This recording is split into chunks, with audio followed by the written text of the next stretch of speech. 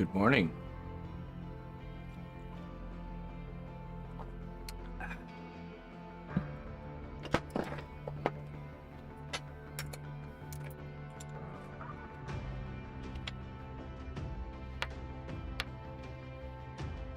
All right. Chess pieces. What's on the agenda for today? Will be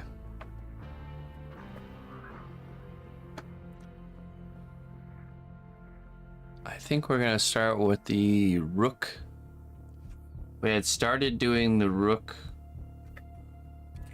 aka castle face here, but we need to go a little bit of a different direction with the rook. So we're gonna start it again. I might still use that other one for the other side. Not too sure.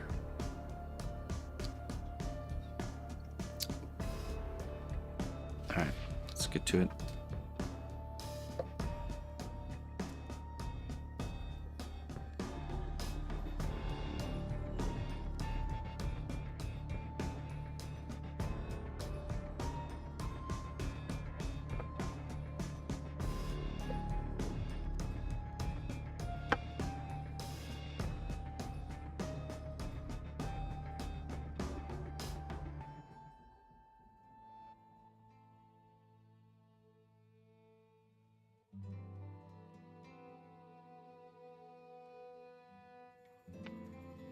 So we've used these kind of like these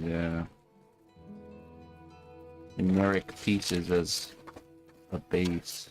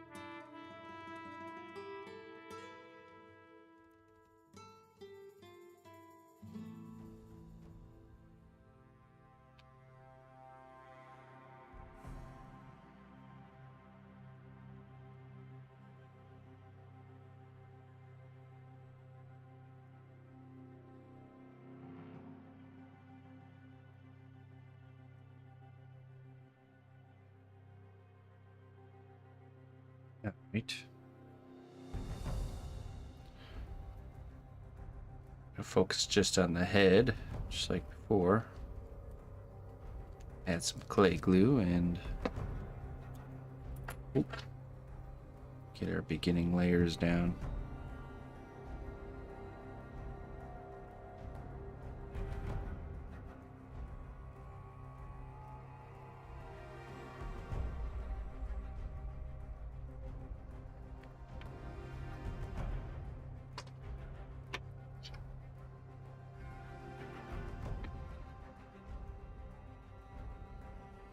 Hey, what's up, Maggie?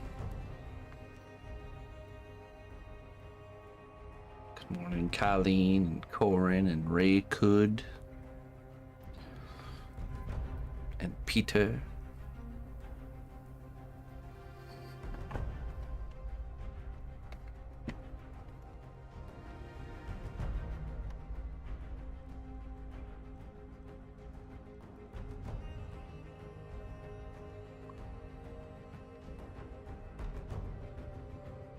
The mom and pop a quilt shop. Oh, there we go. I know I was missing someone in there.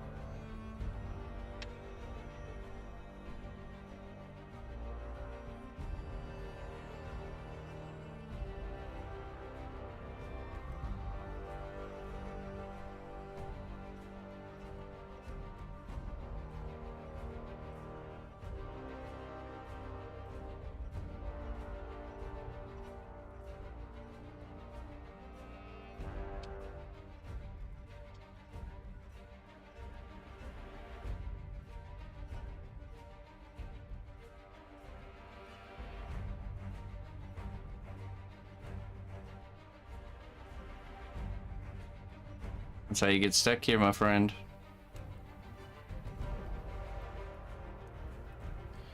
Then, you know, you'll have another chance to leave, okay? When I go, you know, if I ever go on like an extended trip or something, it'll break the cycle for you. And then you'll have a chance at freedom. But be warned, if you ever come back, you'll get stuck again.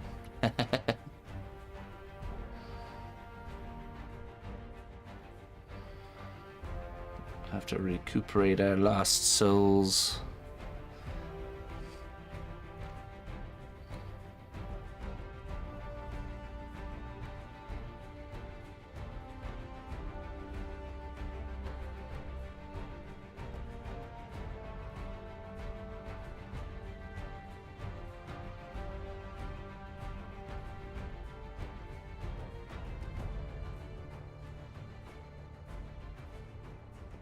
Okay. You're stuck.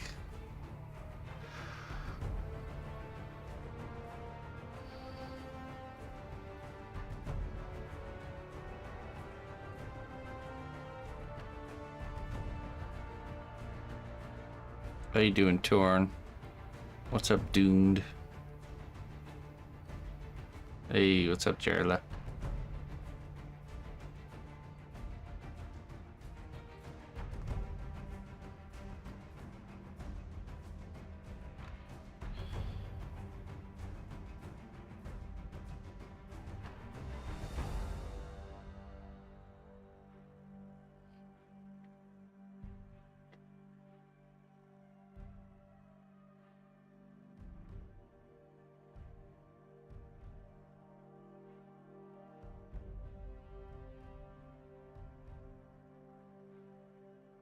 Let's see here. Maybe give this a roll like this. Gonna roll it.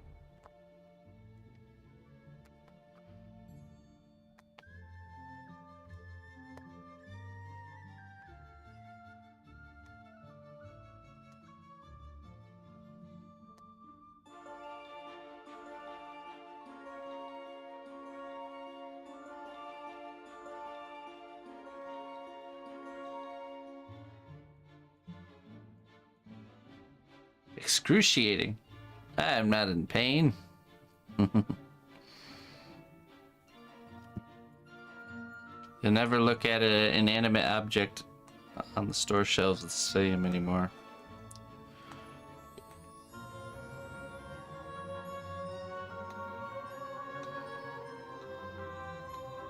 I love when I'm at the store and I see something that is like a sculpted object that was produced.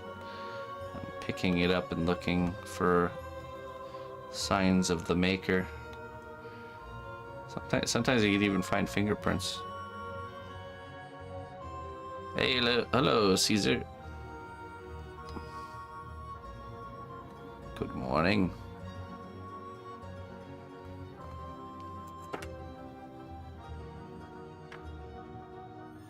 Vanessa, hello, Vanessa.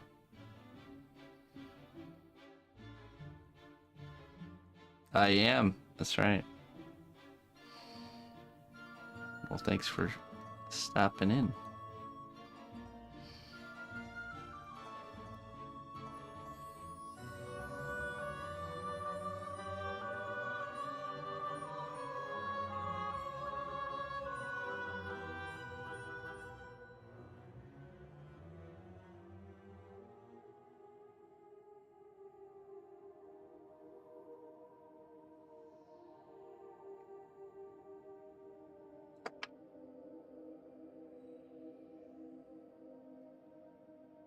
All right, Callie.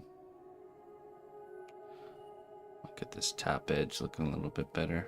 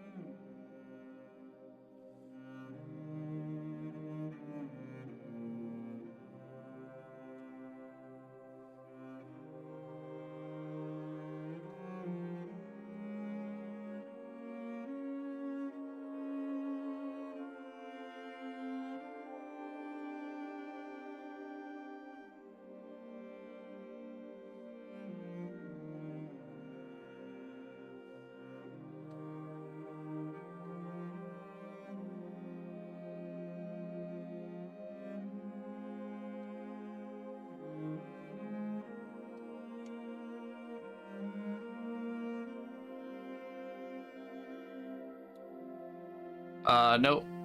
No, I'm not on that platform.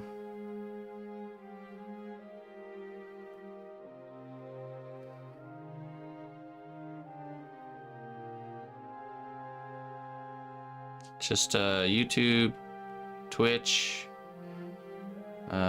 Kick, and Facebook. Facebook.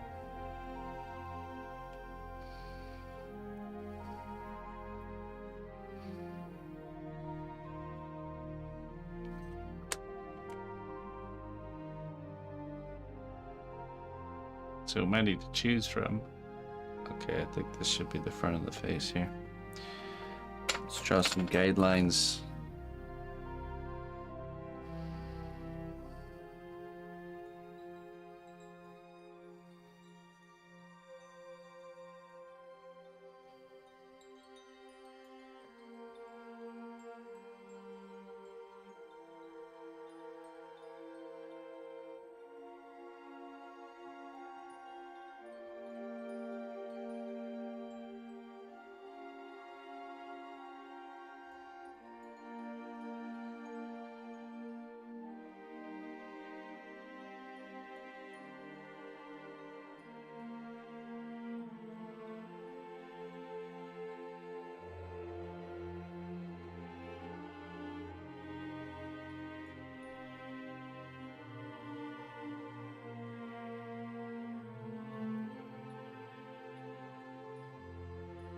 Oh, cool. Okay.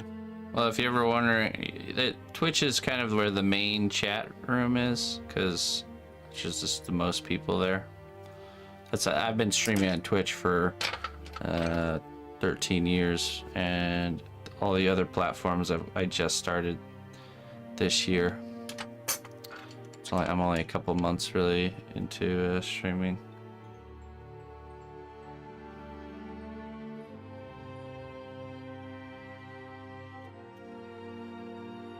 If you're ever wondering, all those people I'm talking to.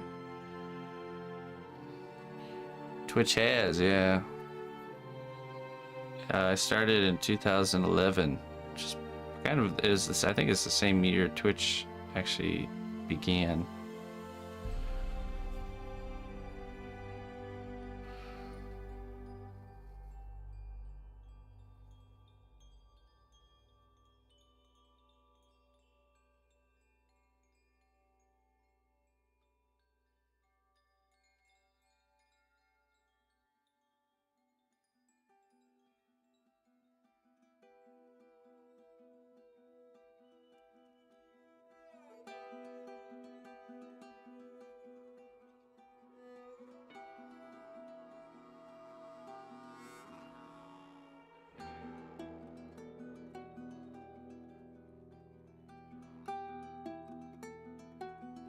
It is a face.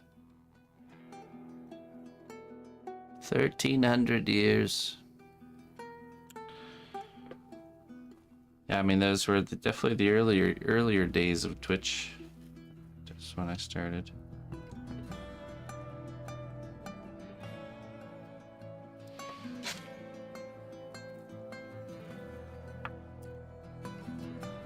All right, 1 second. Let me browse.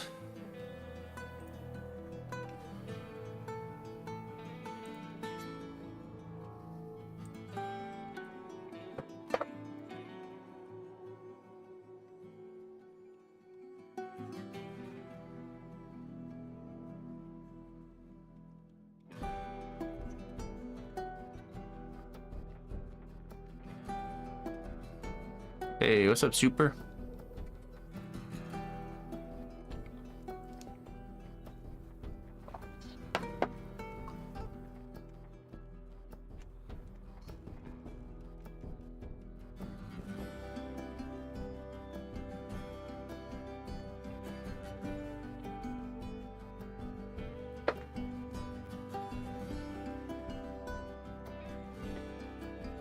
Let's see,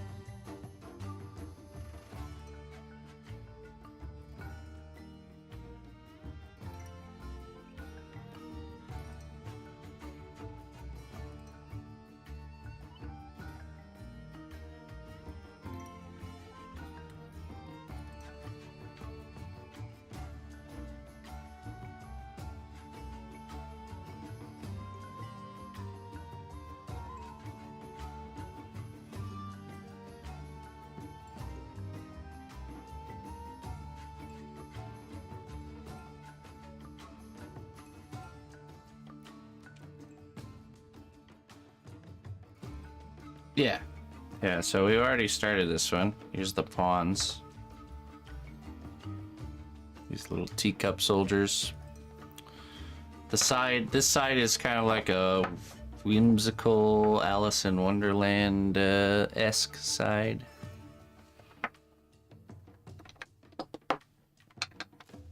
And the other side, I get to design. I get to come up with an idea. I'm thinking like kind of like a little bit more opposite of these. Here's what we have for the queen, but we're changing her head, so we're actually gonna coincidentally enough, we're gonna cut the queen's head off with her head. It was meant to be.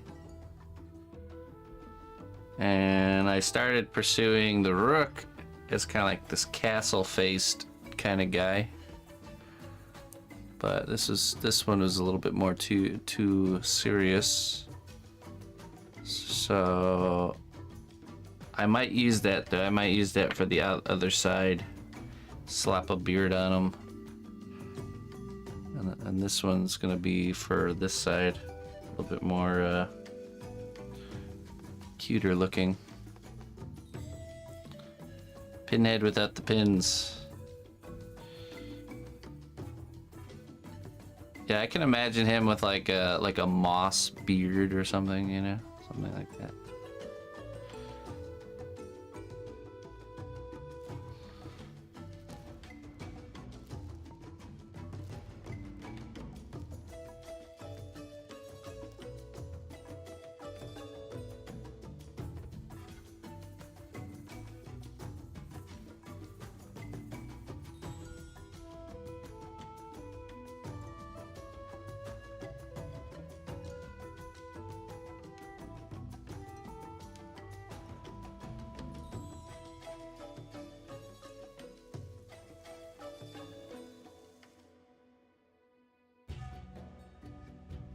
Castleface Jr.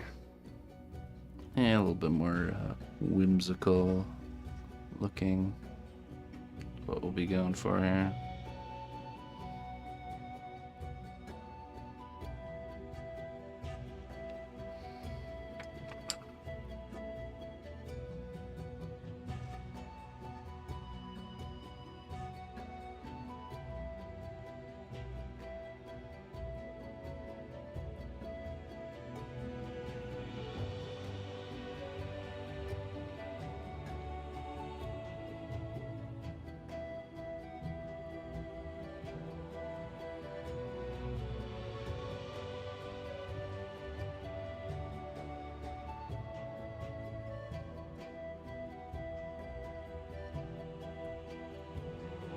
Let me look at some stonework really quick.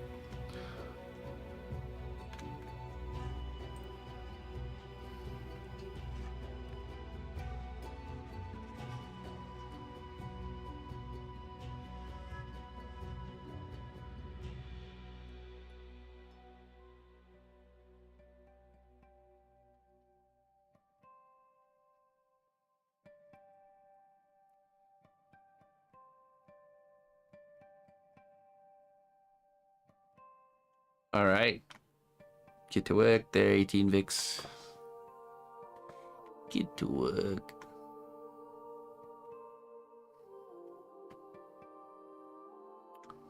Oh, we could give him like a whimsical hat that looks like the roof.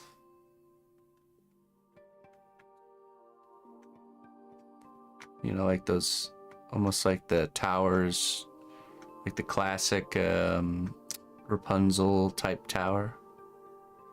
Hey, what's up, secretly? I like that. I do like that idea. Okay. We'll do that in a separate layer, but you know what I mean? Like, let's just kind of sketch it in here really quick.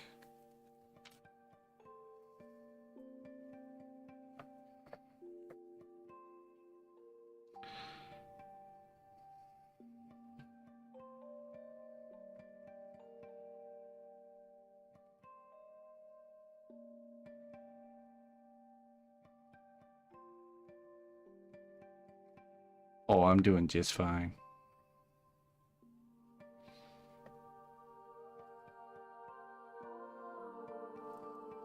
But wider, bigger, bigger.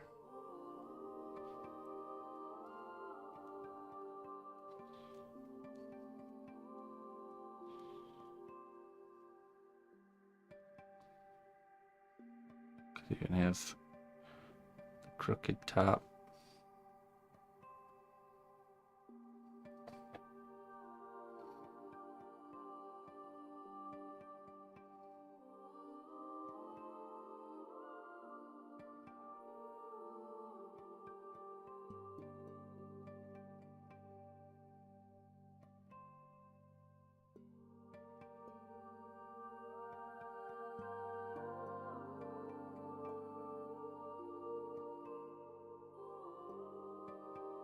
Yeah.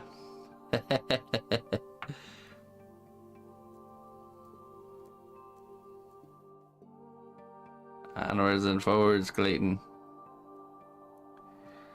Keep your hands moving.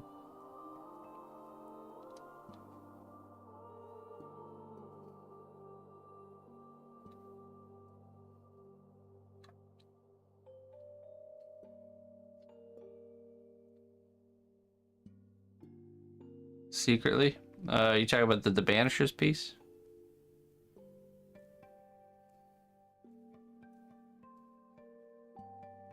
Oh yeah, sure.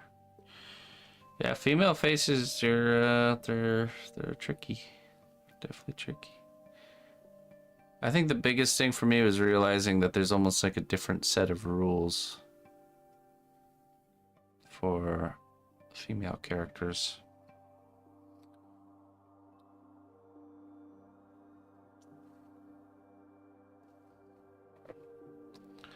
I think that actually works pretty well. All right, let's finish. Let's get the face locked in here.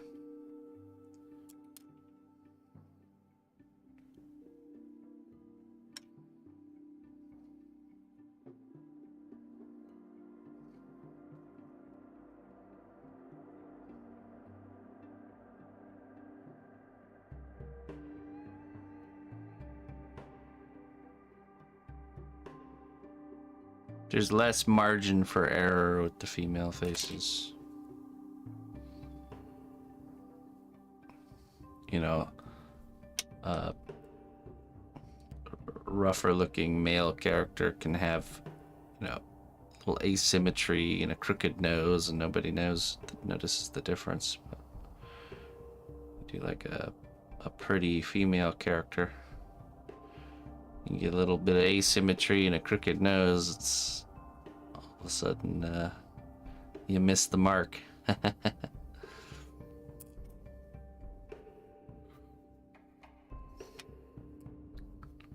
Good. Yeah, good. Yeah, glad to be of service. I too am on the journey of learning myself. Just, you know, especially with faces, a lot of the times it's the approach that you take. You can spend so much time just like working on something that if you don't approach it correctly, you just kind of like spinning your tires in the mud.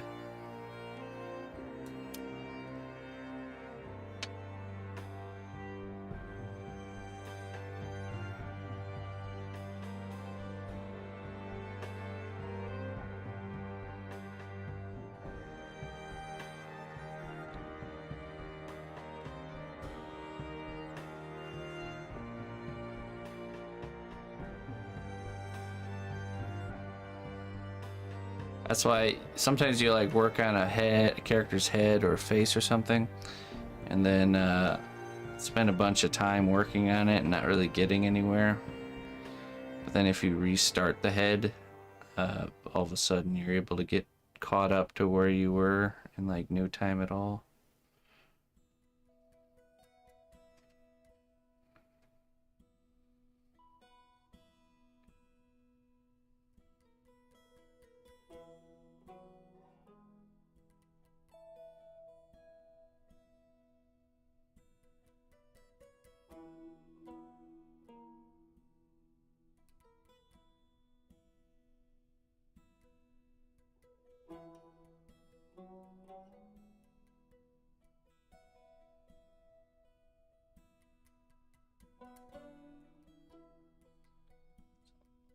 Approach.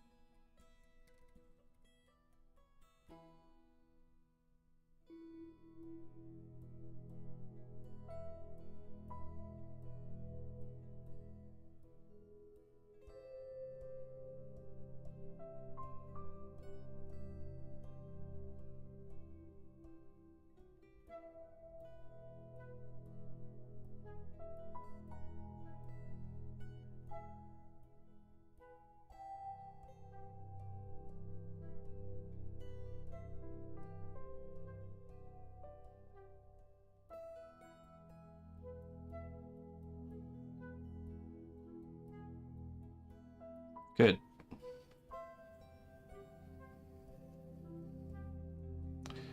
You've grown your understanding at that particular topic. Every project has something different to teach us.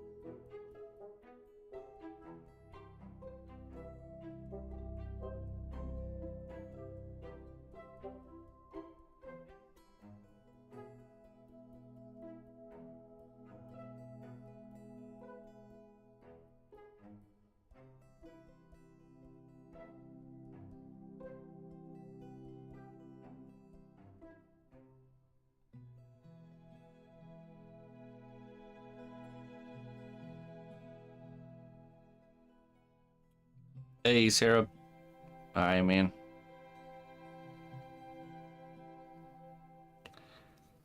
You're late for a very important date.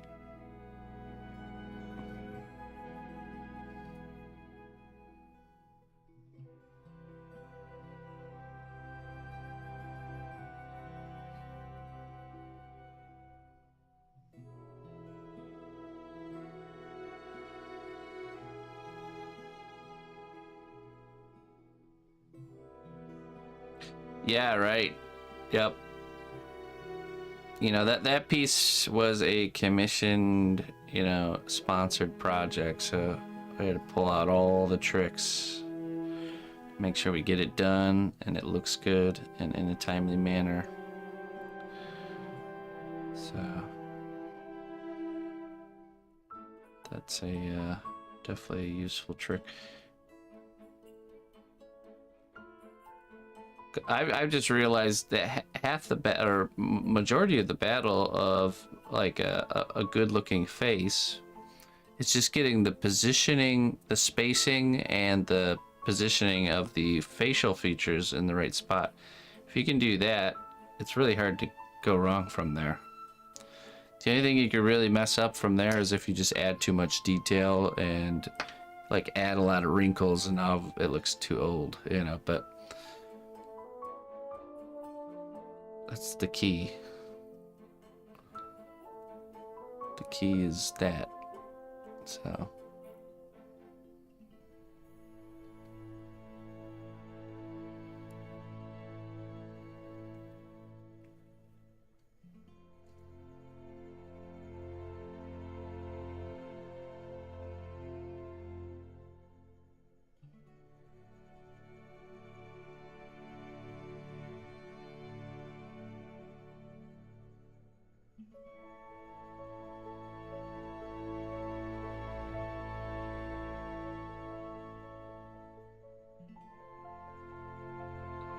That's right, Clayton. Establishing the good habit of finishing what you started.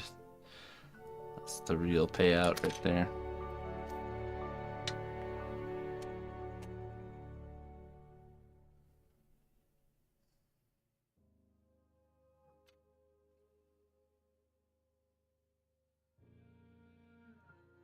A bead measuring tool. To look into that. Sounds interesting. Kind of like a small set of calipers, or?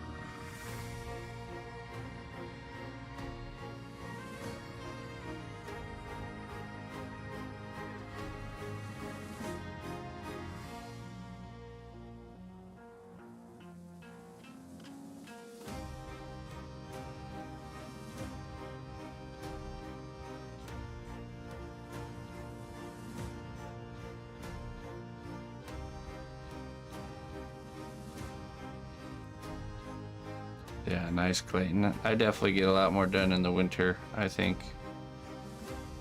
When weather's warmer, there's certainly a lot more distractions for me. Gardening season. There's a season for everything.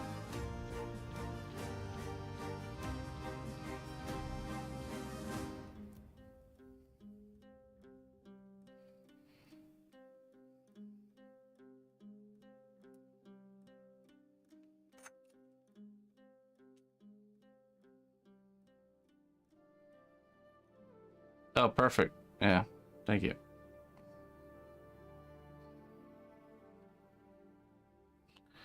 Speaking of which, garden is doing really well. A lot of stuff that's I planted or seeded into the ground is coming up. You know, I got a bunch of spinach and lettuce, a bunch of Brussels sprouts and broccoli and radish, all cool weather stuff. There's chamomile growing really well. A bunch of onions, and the garlic's doing great.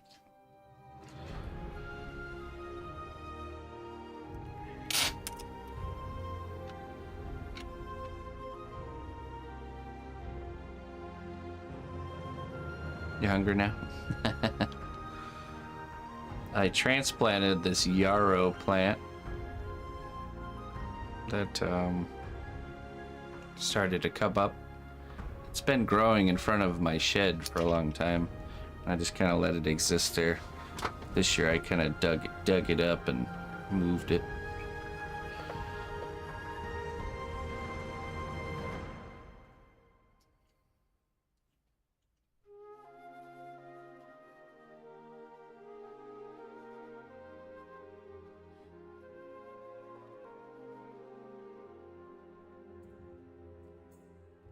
No, I'll work on the pet portrait again next Monday. We kind of have a different project assigned for each day of the week. So the pet portrait is our Monday piece.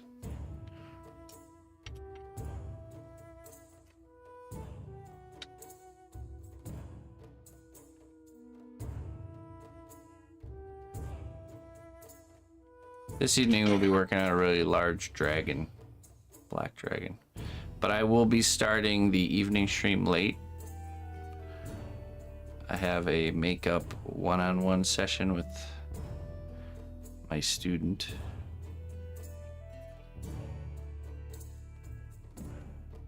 So I'll be starting later than usual.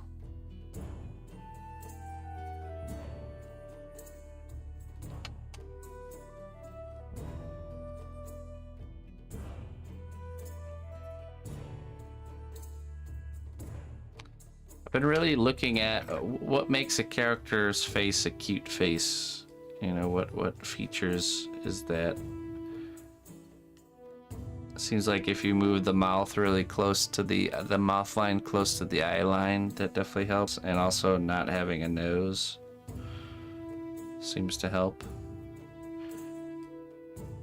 It's so easy to take a cute character though and end up on the creepy end of the spectrum. Because like in some cases bigger eyes can be creepy. In other cases it can be cute.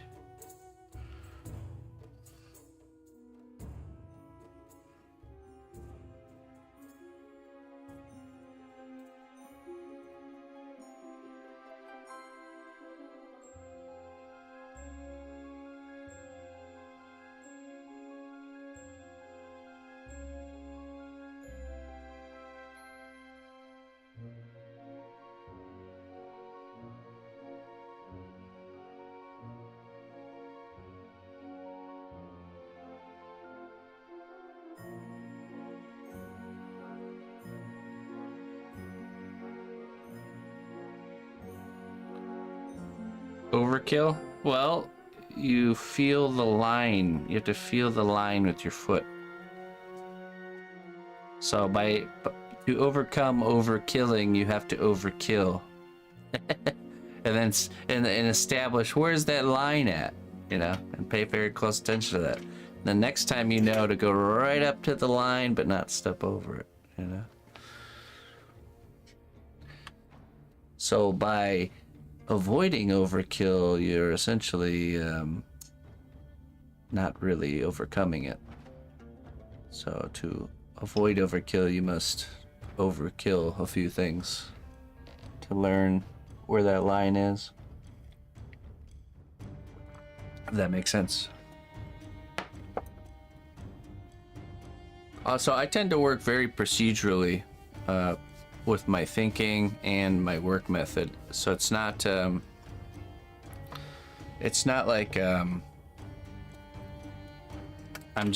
not letting myself wander. That's something you can do as an artist that I used to do a lot more, where you don't have a particular task in your mind and you're just kind of wandering around and tooling and doing random things and jumping from here to there. Try not to let yourself wander, but instead think of the task you need to do and then execute it. And you'll start to develop like a procedure, like steps, start to finish, on how to get where you're going. So, and it's all about asking and answering questions. So at the beginning I was like, okay, I want to make the shape of the head. So I thought of the shape. I came up with our first shape, but then realized I wanted it to be smaller. You know, this kind of cup shape. And then I was like, okay, let's start planning the face. Once I had the shape, drew my lines, planned the face, mostly the position of the eyes and the mouth. You know, just starting with a basic smiley. Once I was happy with that, I added the mass of the cheeks and the eyebrows. And now I'm adding the eyes and getting the roundness on those. And then I'm slowly working towards the next step, which will be the texturing, making it look like it's made out of stone.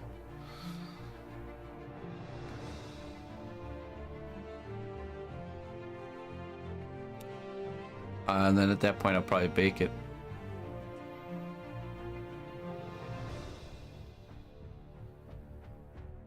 Hey, what's up, Snappy?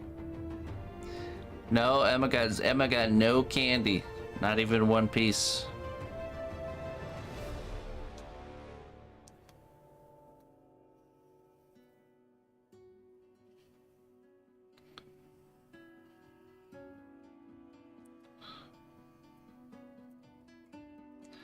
Us wizard folk have it out against the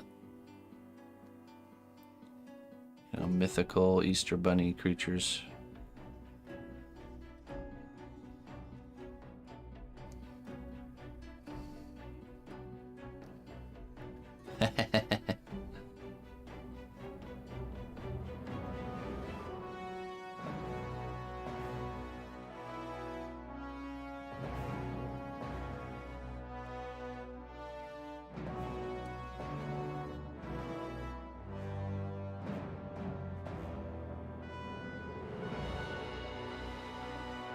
Yeah, I don't, I'm not a worshiper of Ishtar, fertility goddess. Not my cup of tea.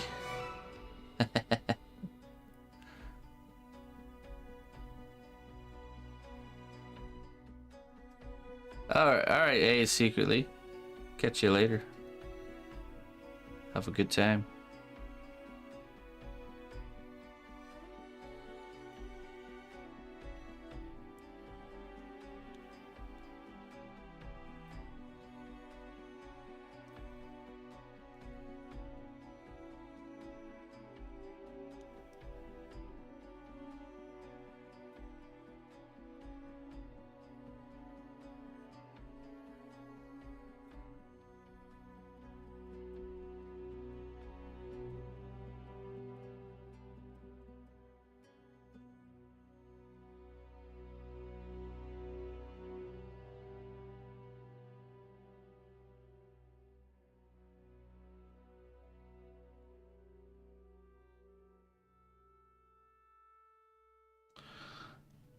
I'm excited to get into the bigger pieces.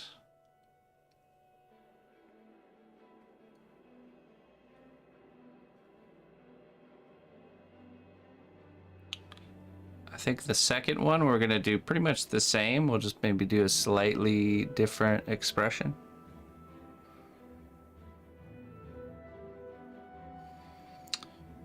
If you email me, I can get you some pricing information. I can't do any live quoting, but I'd be more than happy to send that info your way. Just hit me up on the emails.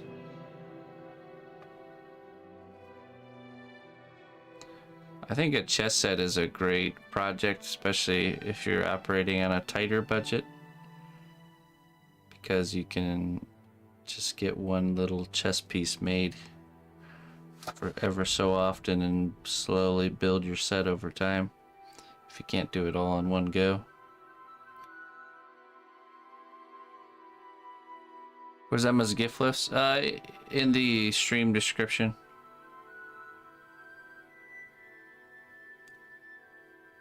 Should be there.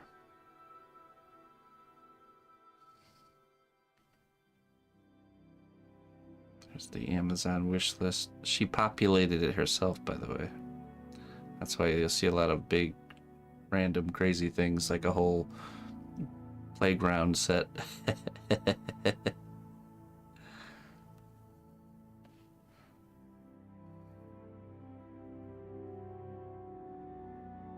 Yes, it does.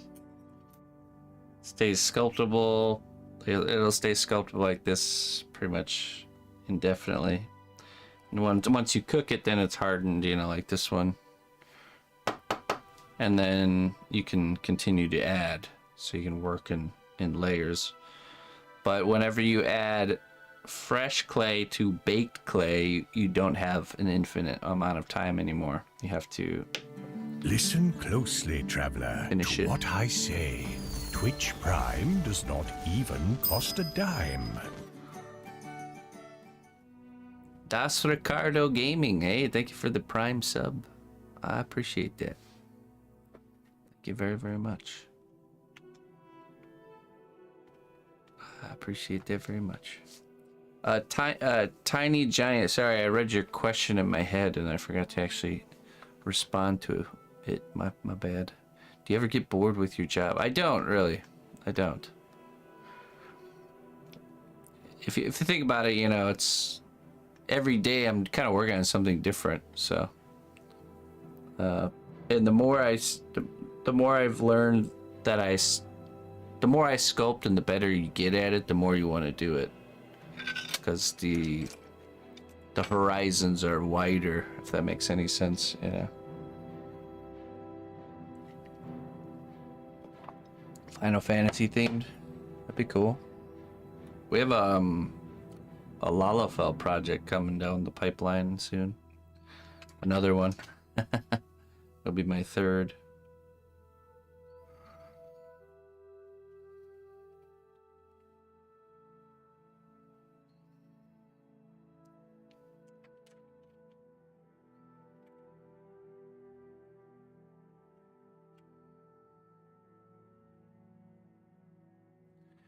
Now this mug is made by Play in the Mud. She's a streamer here on Twitch, and she makes these awesome. Let me turn on the filter so you can see the real colors. This is a mimic mug. Here you go. It's got this really cool design here.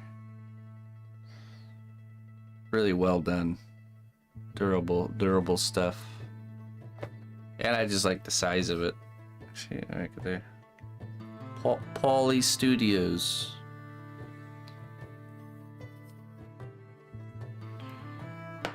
Go check her out. Play in the Mud is her name on Twitch.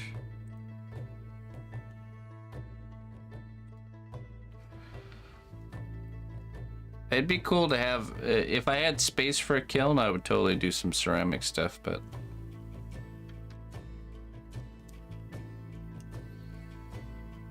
hey, thank you, Lone Wolf. Thank you very much, my friend.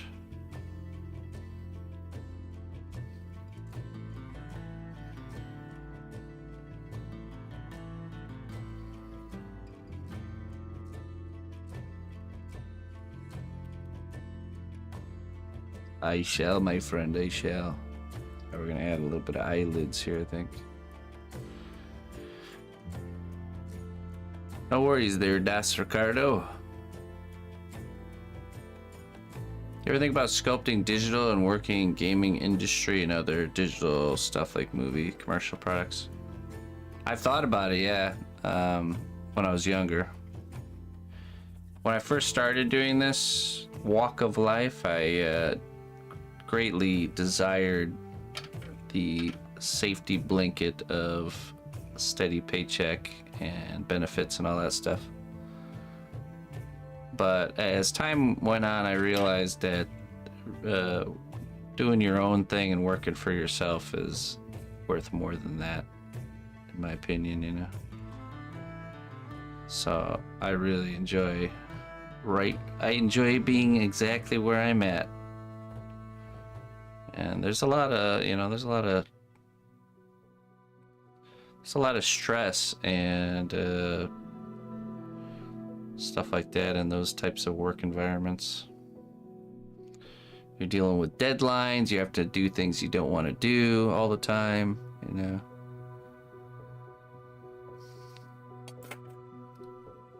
It's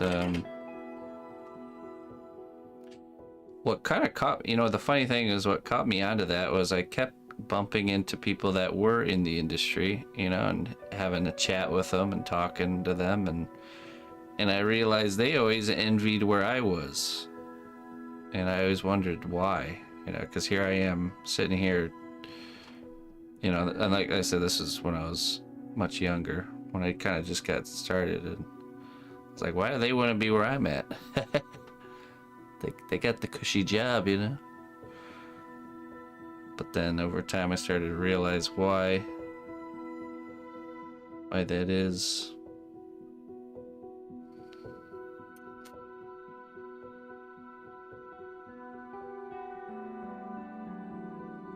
Right, a lot of the times you'll see the cons of your job, and you look at the pros of someone else's job, and then you compare your cons to their pros, and it's just an unfair comparison. Instead, you have to see the pros from each side and the cons from each side, because there is. Or it's the 90-10 rule. This also works for relationships. You'll have something that's giving you like the 90%, but you're missing that 10%. But then you see something over there that has that 10% you're missing, and it seems like it's, you know, the golden place to be. So you give up, you leave behind this 90% to grab the 10%. Now you're left with only 10%. You know. After that initial interest fades away, and you're left with what you traded for, and yeah, so I don't know. There's definitely a benefit to being content with wherever you're at in life, and seeing where things take you.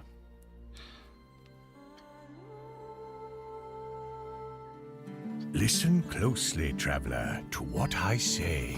Twitch Prime does not even cost a dime. Hey, Snap. I imagine that's you coming over from the YouTubes. Thank you very much. Wait, which one? Oh, I'll show Snappy. I'll show you the. I showed the red bust. I'll show you the Banisher's piece here in a little bit. I'll go grab it when I do my next coffee run. Yeah, thanks for the support, man. Oh, and we also had a gifted sub. Welcome, new adventurer, to a land of great deeds and bravery. Thanks be to our recruiter for their wise choice. Wise choice indeed. Create with Nate. Thank you very much for the gifted sub. I appreciate that. I like, so see how the eyelid here going more with the angle of the cheek looks cuter than this one. So I think we'll change this one here.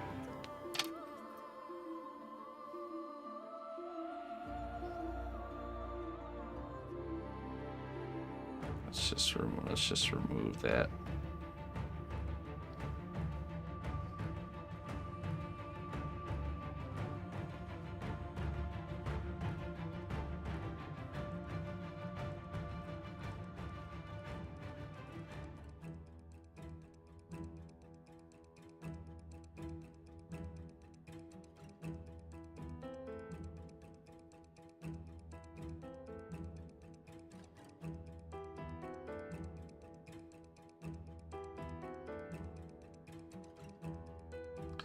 I'll do commission jobs for companies and stuff like that, but I'd like to stay working for myself.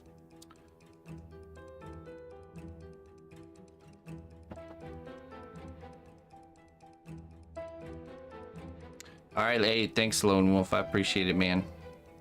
You have a wonderful day.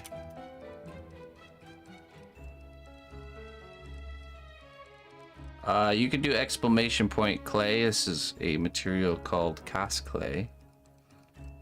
It's a type of polymer.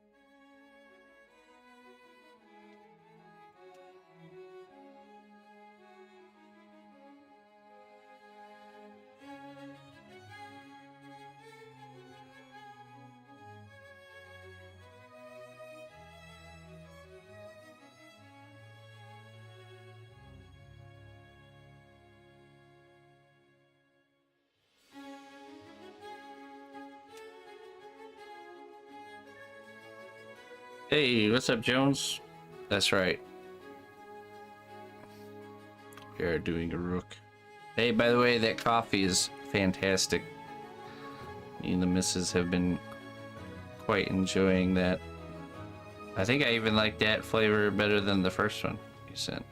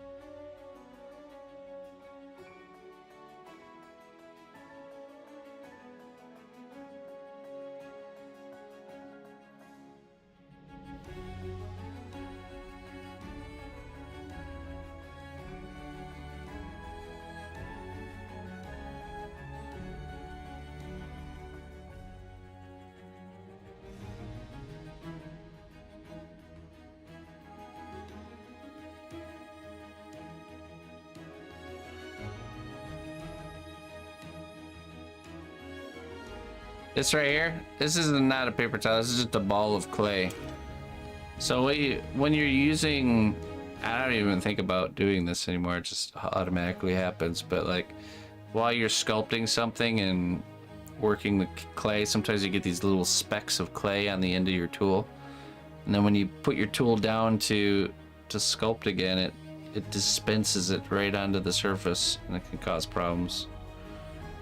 So what you do is you just kind of stick it into the clay there, and it dispenses it into this block instead of what you're sculpting.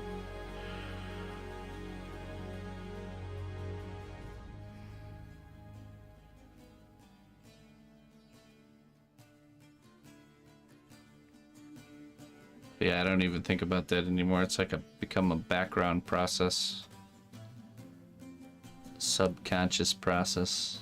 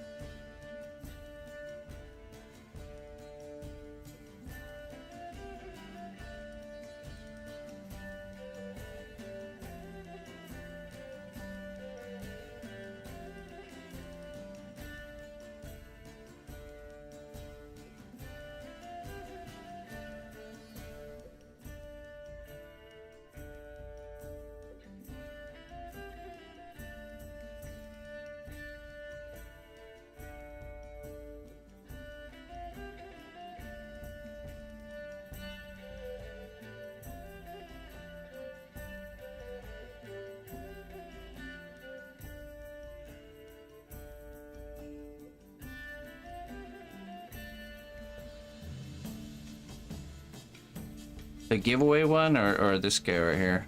This okay.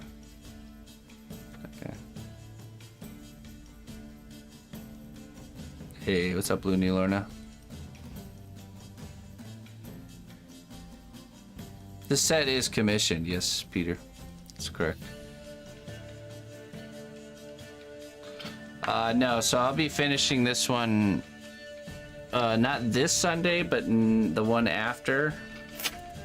We'll be actually starting the painting lesson for this piece, so he just needs to be accessorized, finishing details and touches.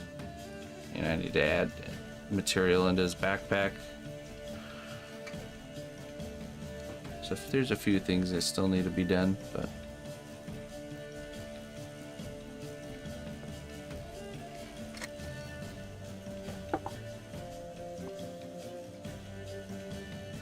painting lesson, yeah. Painting lesson starts not this next Sunday, but the one after. And it'll be 5 sessions. I don't know if we'll need the whole 5, but we'll see. Probably, yeah, probably. Will the painting lesson include the basing as well? No, it will not. It will not. Well, or maybe it will. If we get through the painting and there's enough time, then yes. But if not, then no. The thing about basing, if you sculpt the base, it's just normal. You sculpt it and then you paint it, you know. If you use mixed media like I will be, it's a lot of doing a step and then waiting like a week for it to dry and then doing a step, you know. Or, you know, doing a step, waiting a day for it to dry, doing the next step, waiting another day for it to dry. So it's a little bit harder to do like a live tutorial of that stuff. But I might get into some of it. At least enough to get you guys to the sculpt a mold bit. I do still have the first sculpture I ever done, yeah. It was when I was 6 years old. It's an alligator. There you go. There's a link to it. You paint minis and you have a lot of washes. I like washes. I think using washes is an underestimated painting technique.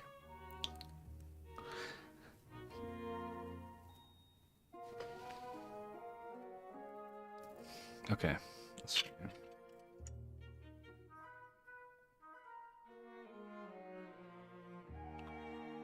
I think we're gonna start to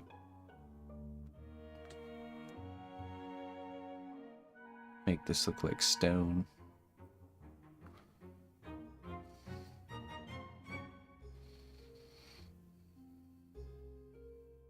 We did, Jones. Yep, we did. Mission accomplished. Good job, everybody.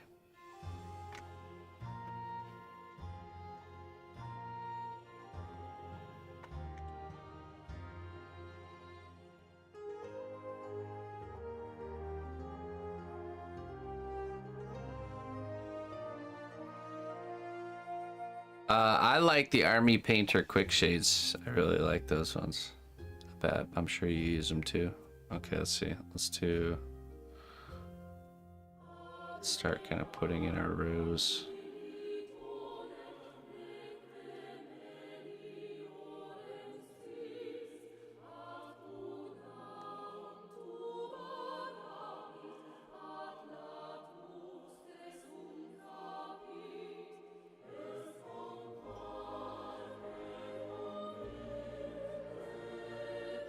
They remind me of, so I really liked using,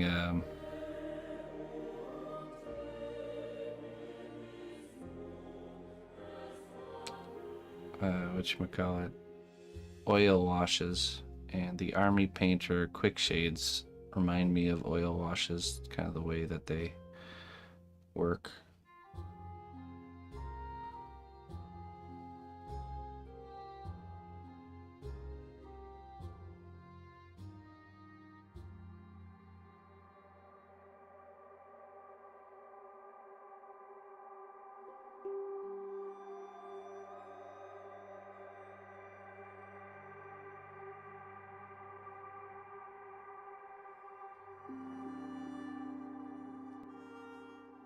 Started miniature painting last week. Used mostly Vallejo and washes from Citadel. Yeah.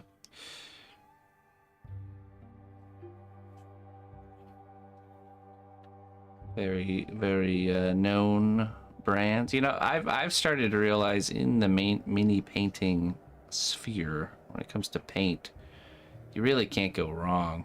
If you're paying for a premium paint, you're gonna get something that's decent.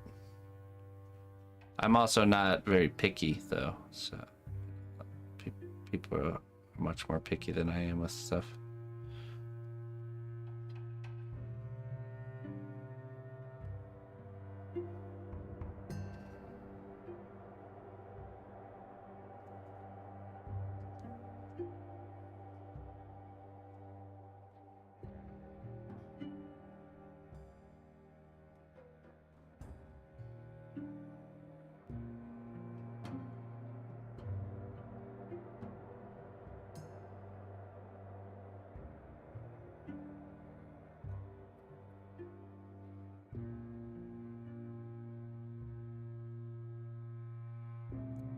Yeah, right. For sure.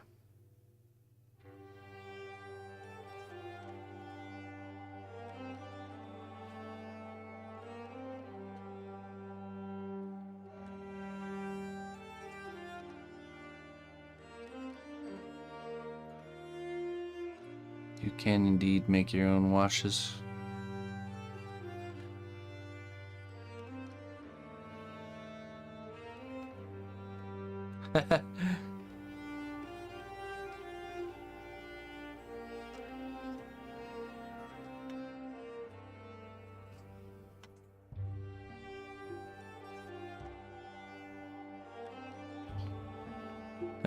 Oh boy.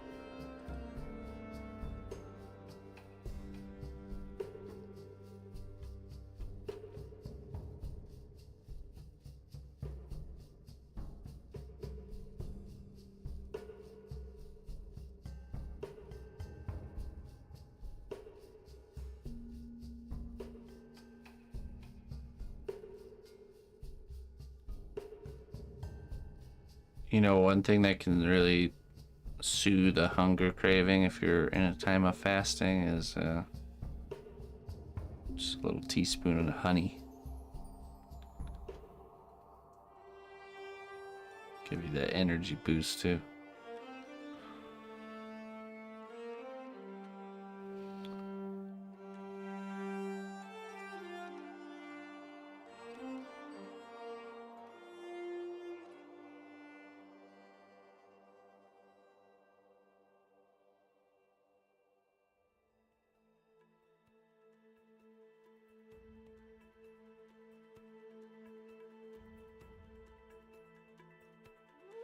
Cayenne pepper, lemon juice, warm water works well too. Yeah.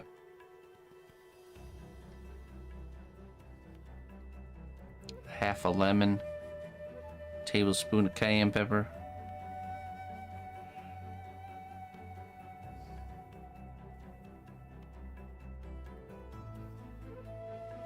Makes you feel warm and fuzzy inside.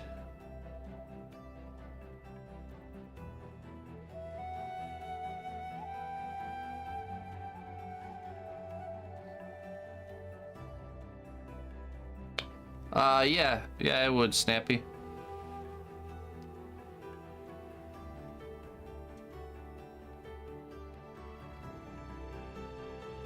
Do you ever use that cool water texture that's cured with UV resin? I have. I haven't done any like deep pour stuff that you see on like YouTube though.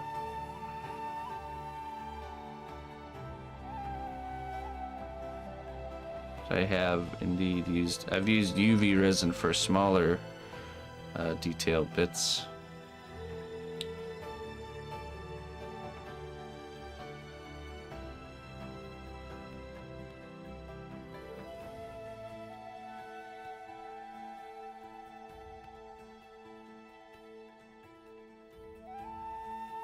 Yeah, sounds good, Snappy.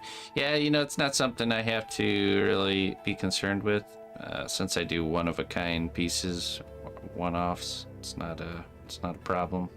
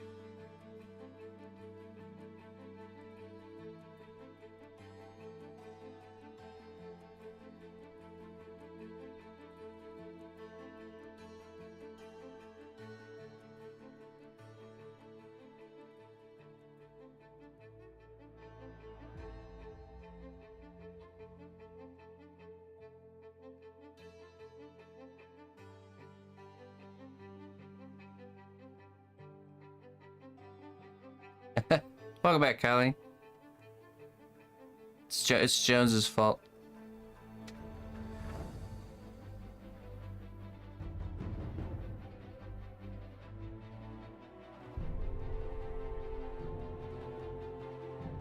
Cayenne pepper.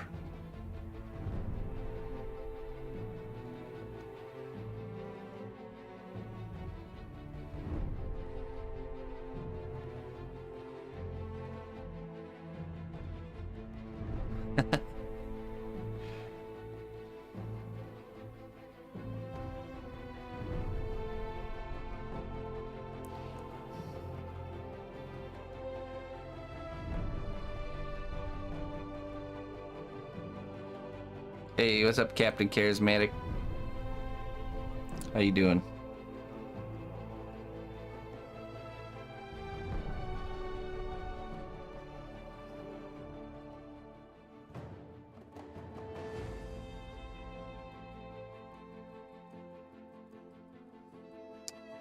No.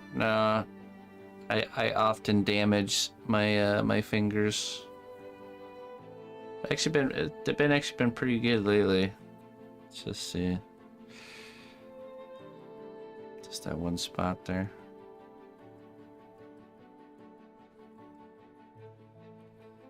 I feel no pain.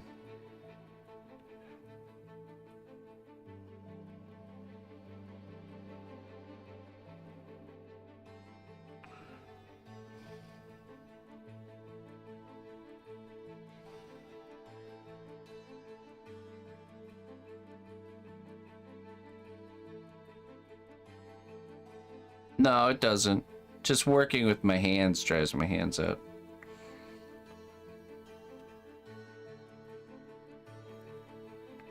The clay doesn't, though.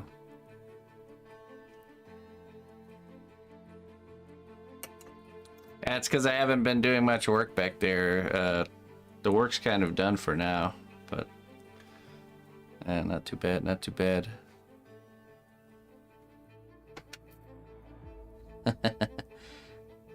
Usually the beginning of the garden season it gets pretty rough.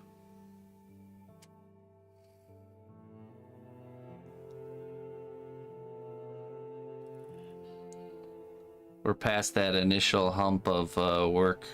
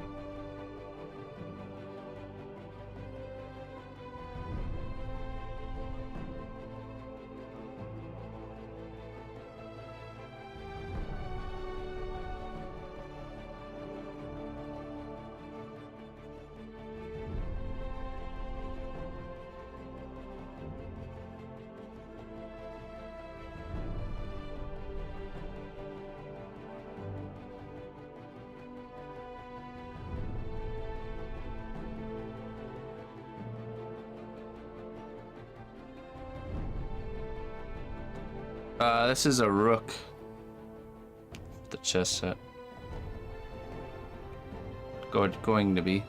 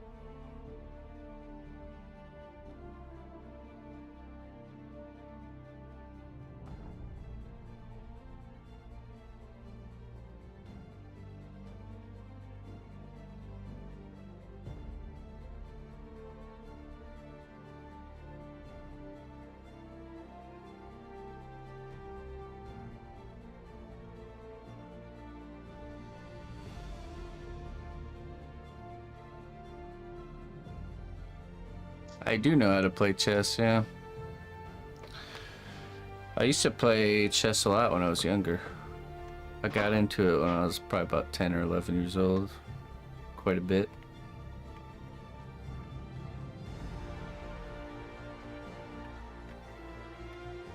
Looks like you on a sloppy Joe day.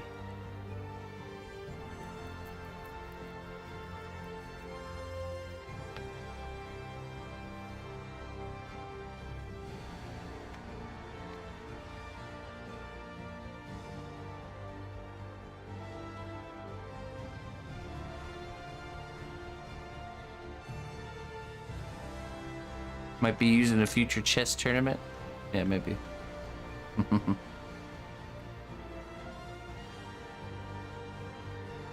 Mom! The guy on the screen is talking to me. Mom, look.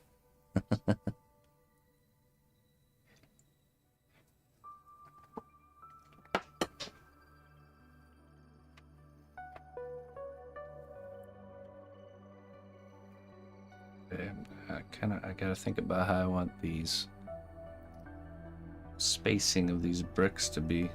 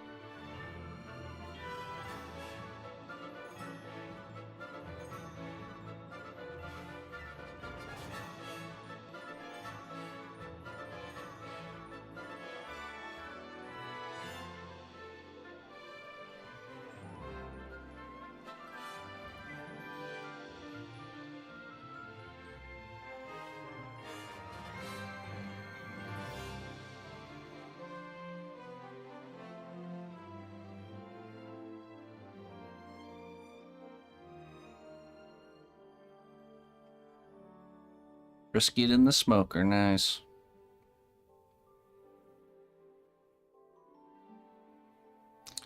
Any thoughts on sculpting a battleship set? That was always my favorite board game. We could do a pirate-themed battleship set. Wouldn't that be cool? Yahar, you sunk me galleon. Roleplay required.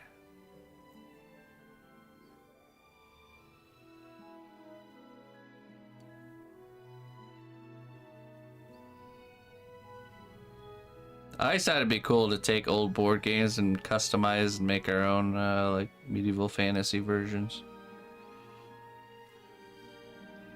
Really detailed, like high quality sets.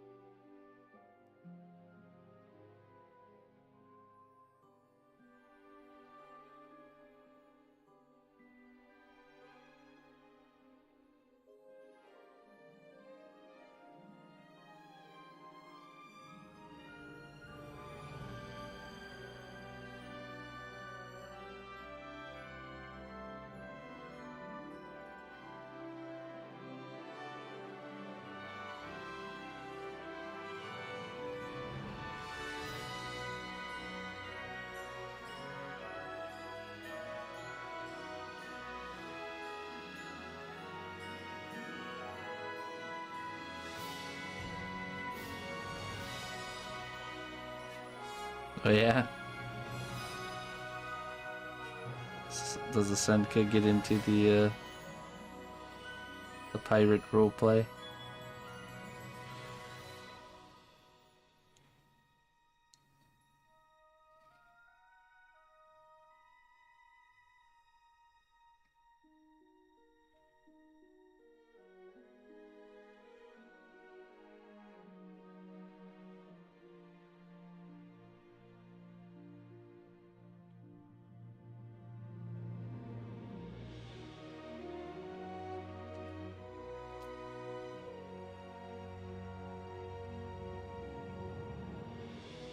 see here.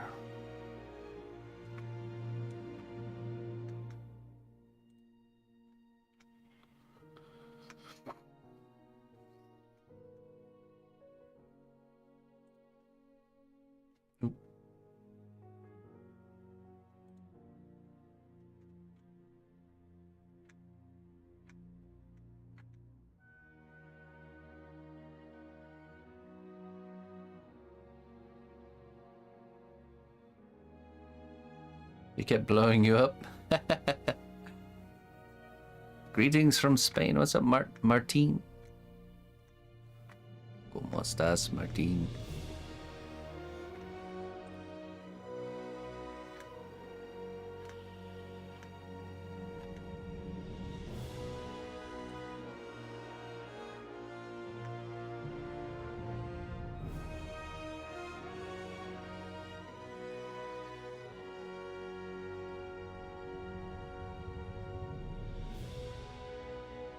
Here.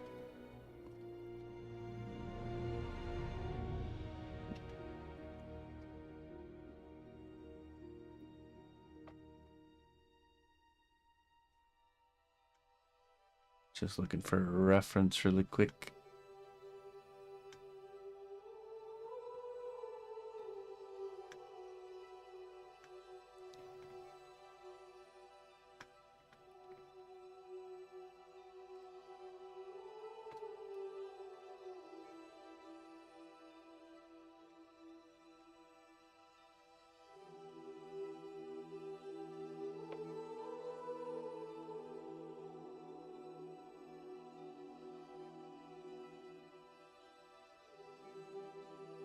How do they? I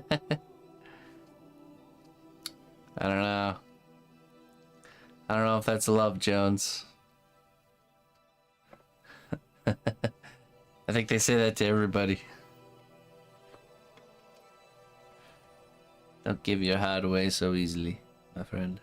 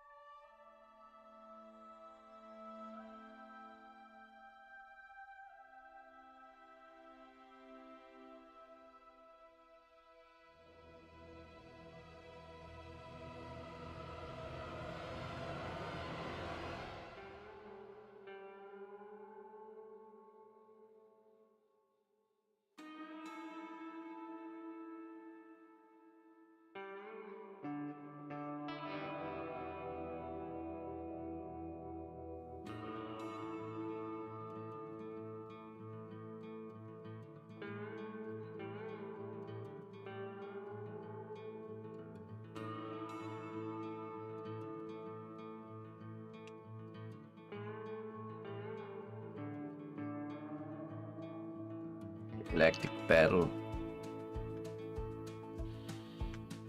Could be airships too.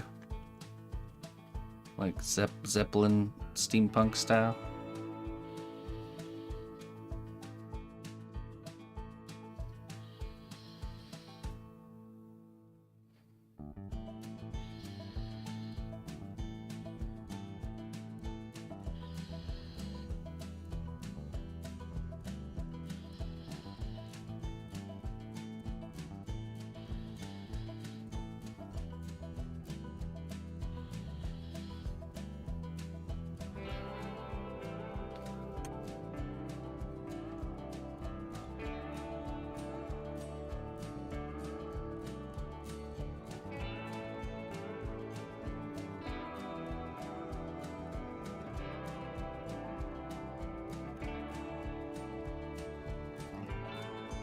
Alright, let me go refill my coffee real quick. I will be right back.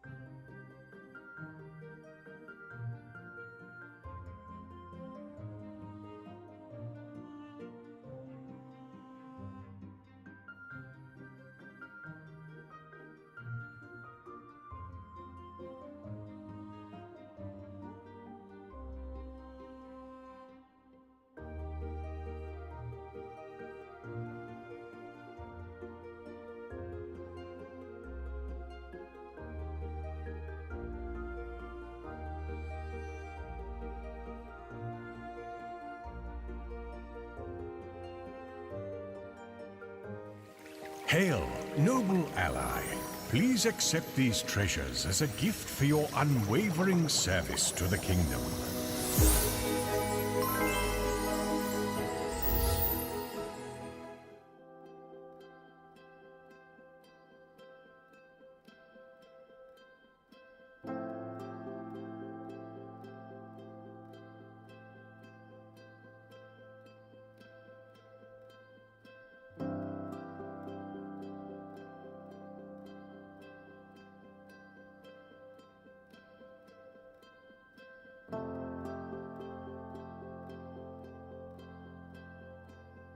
Oh, I'm muted. Roger, thank you so much for the 41 months. Sorry about that. Oh no, I think I ripped the message here. Let's see if I can make it out. Behind every legendary hero lies a profound sacrifice. Embrace your own sacrifices, for they reveal the true depth of your character. Indeed. Indeed, we all make sacrifices.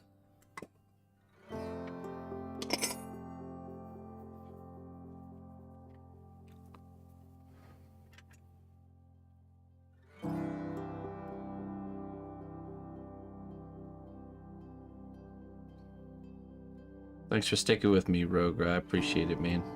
Thanks for your continued support.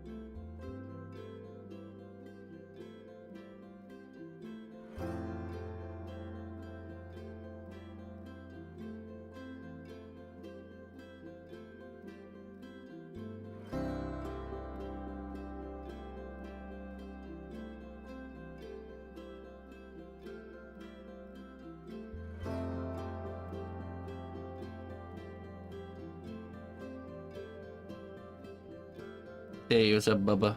I'm using a clay called Cos clay. It's a newer type of polymer clay.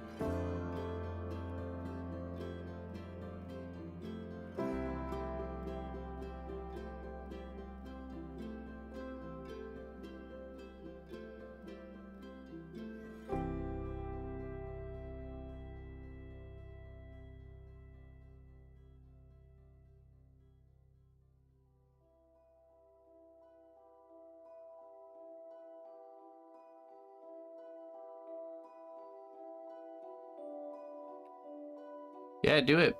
So what I did is, if you go on Amazon and type in like unfinished chess set, you can get the like just a base set of pieces, and that gives you like a standard base to work from that you can bake in the oven. So, you know, and then you just kind of build on top of them. So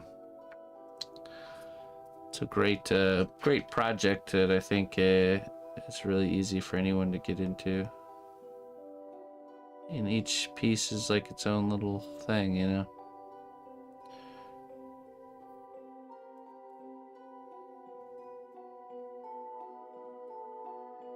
Do it.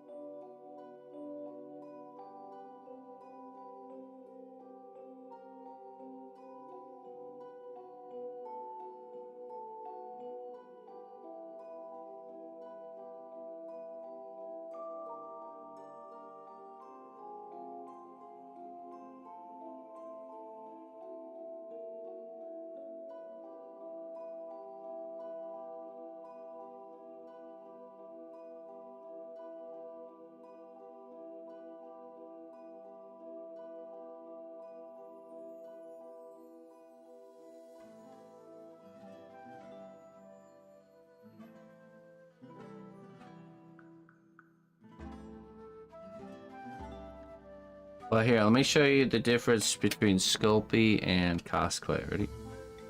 This is a finished baked piece right here. Here's the difference.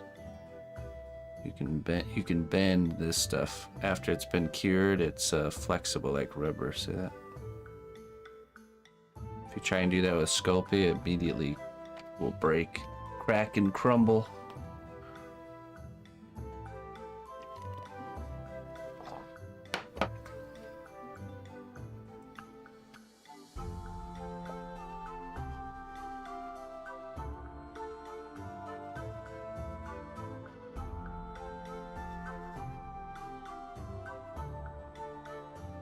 But the materials work the same, so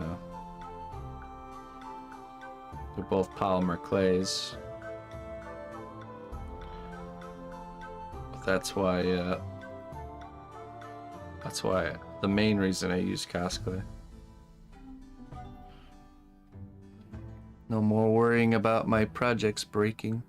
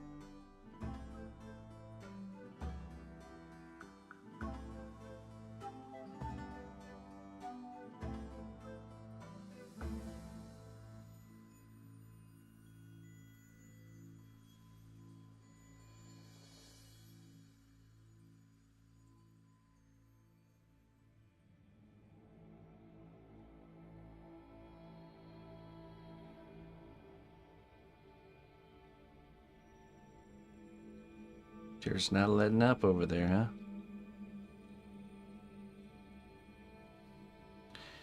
It's not uncommon. So last year, was it last year? Is it last year or the year before? It was Emma's birthday party.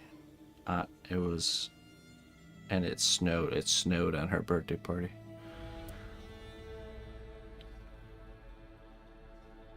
April 24th. How often do I use reference material? All the time. I try to use reference every step of the way. So for example, I knew I wanted to do a castle wall pattern. So I started looking at different castle wall reference, and just helps you guide your decision making. So front page. Oh, hey.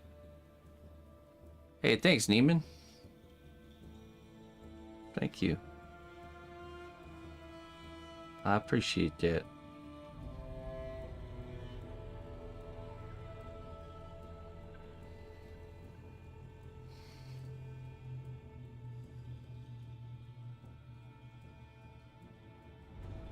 Neiman.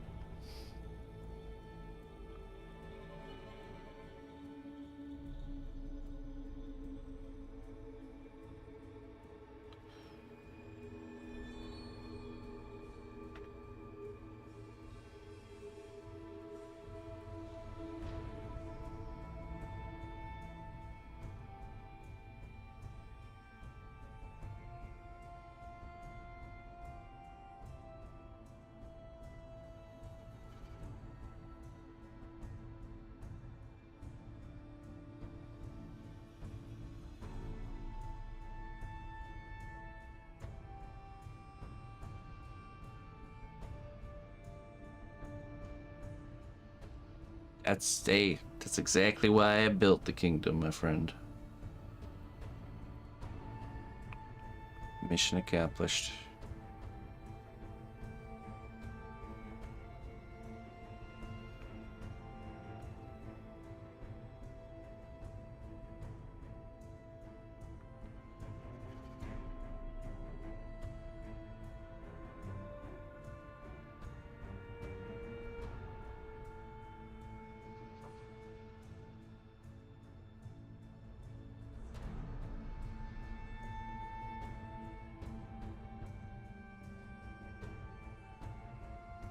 Right.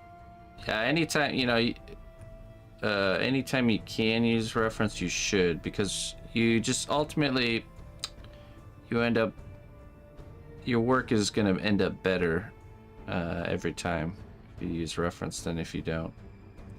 And you learn new things. When you don't use reference, you don't learn anything new. You just are regurgitating what you do already know, so we want to always be learning new things and refining our knowledge of things. To do that, you must look at reference.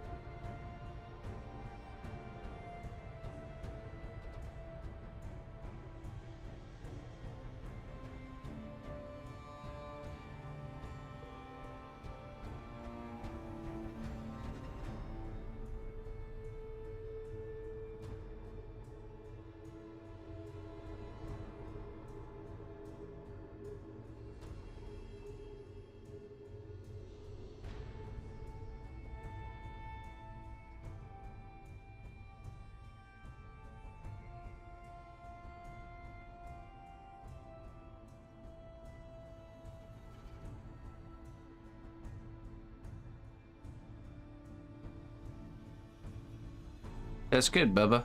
Maybe they're working on stuff.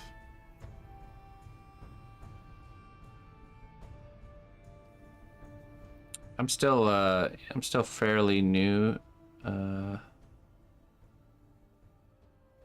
these platforms, but I'm glad you found your way here, my friend.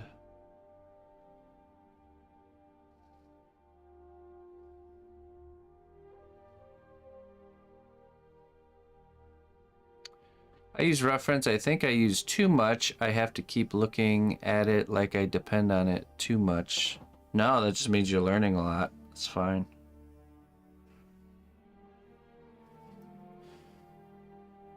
You should be depending on your reference quite a bit. Just trying really hard to observe what's happening in the image and regurgitate it into the clay. And then what you're doing is you're growing your understanding in that thing. For example, I'm looking at a brick wall pattern, and by using that reference to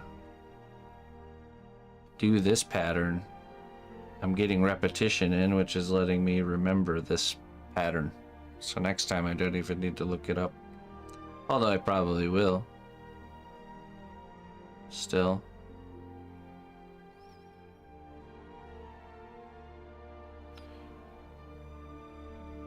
I think the big misconception with using reference is that you need to have an exact photo of what you're trying to make. But no, you make a decision, like a design decision, like I want this character to have a straw hat, you know? So then you look for references of straw hats, different kinds of straw hats, different kinds of hats, textures of, pictures of straw texture, and then you just kind of combine in bits. You piece together your own idea, and it's just backed up by reference. Yeah, nah, definitely. That whole idea of creating artwork without using reference is just like, I don't know. It's like, it's an ego thing. It's a pride thing.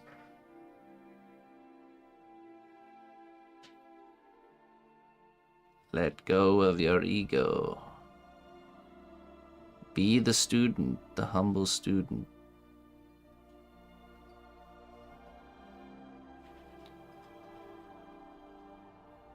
Be okay being bad at things.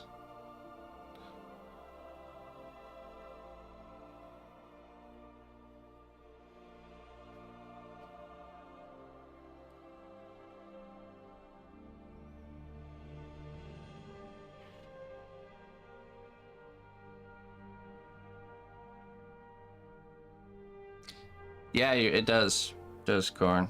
I spent a lot of time hunting for reference and piecing things together. I kind of do it as I go.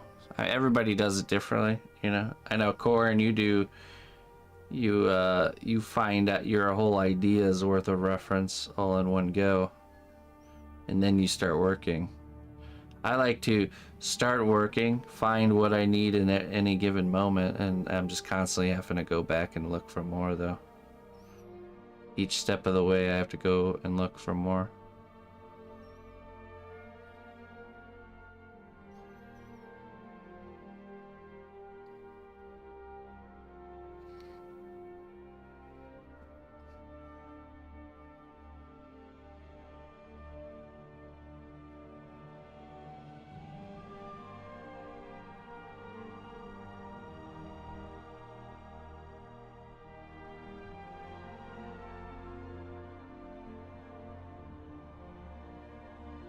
Yeah.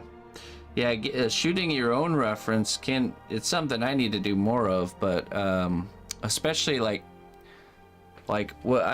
this is what I want to get in the habit of doing moving forward, is once I've established the pose of my character and I kind of know the rough clothing that character's gonna be wearing, I pose myself in that position, then take photos, and now you don't have to do as much guesswork with how the wrinkles of the clothing and stuff is supposed to look. Because if you pose yourself exactly how the character's posed, you have a direct reference to what the wrinkles are doing and all that stuff. So it's something I've been wanting to incorporate. I'm just lazy. Just keeps getting. I always have these ideas on things I want to change and do differently, and it just always takes time for me to actually put them into motion. So for now, it's just an idea, but it will happen eventually. Eventually, I will give in.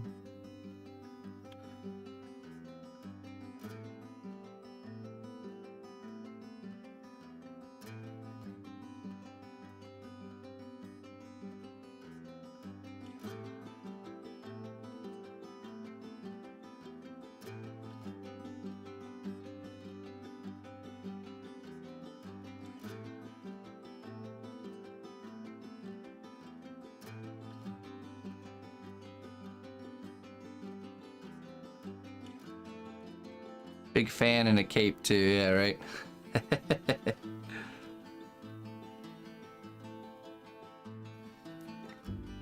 Can only help.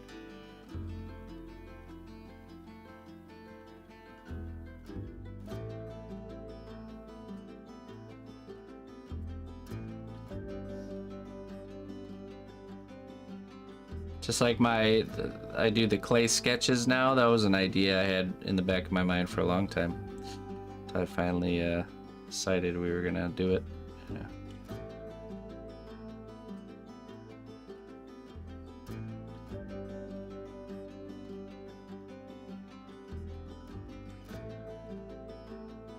Because that's one thing that's hard to find is specific reference for cloth folds.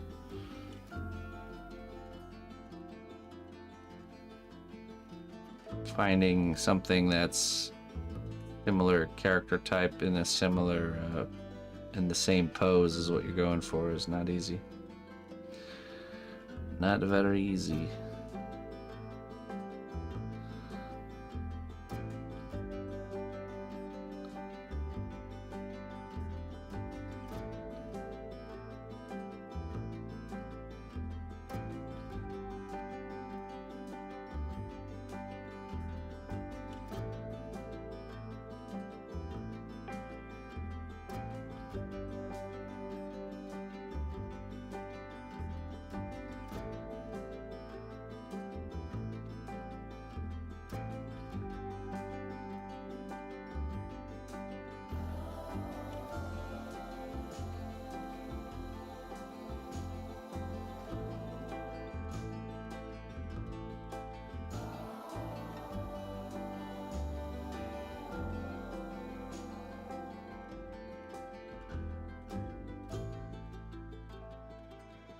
Hey, Kreia.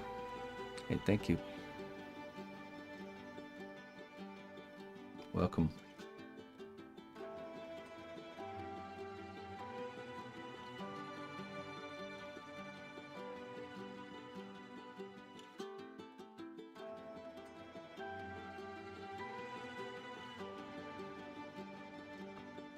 Oh, yeah?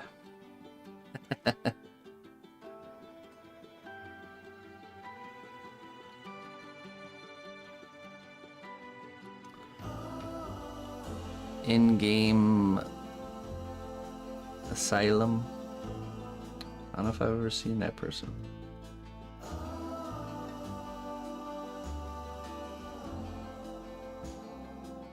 This is a chess set. Sculpting a custom chess set here.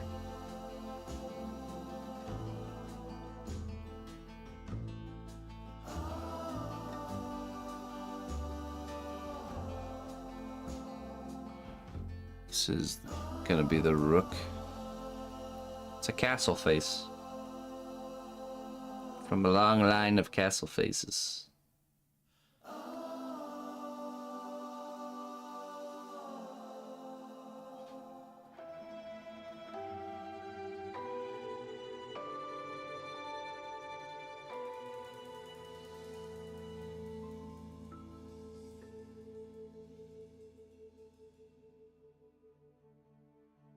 Hey, what's up, Ben? Yeah, here's what we got for the pawns here. These are the teacup soldiers here.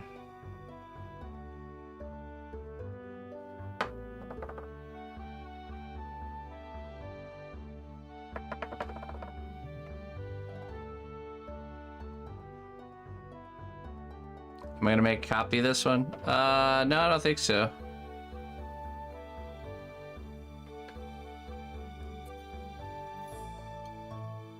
I mean, I could, of just the head, or just the face.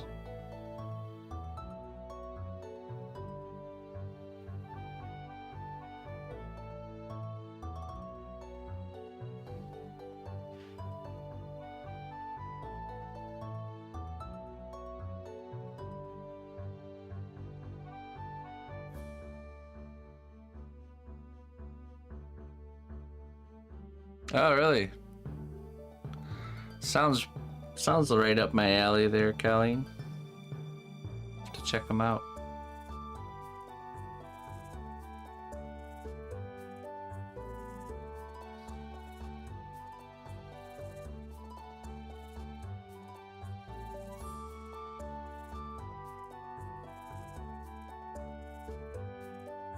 Sounds like a good time to me.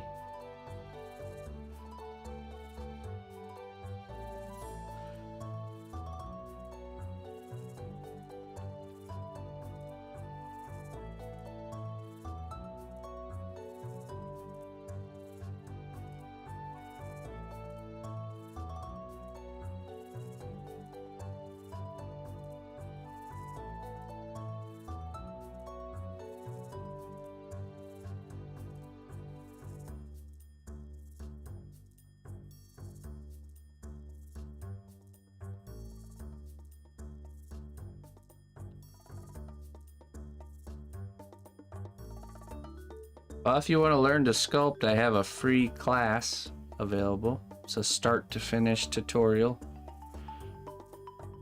where you follow along kind of step by step, and yeah, we've been cruising along on that. The live classes happen on Sunday for that. We've been sculpting this character here. We just did the last sculpting session, but all the videos are available on my YouTube channel, also on Twitch. I have them on Kick, but there's no playlist feature there. So if you want to learn, I do have a resource available to you.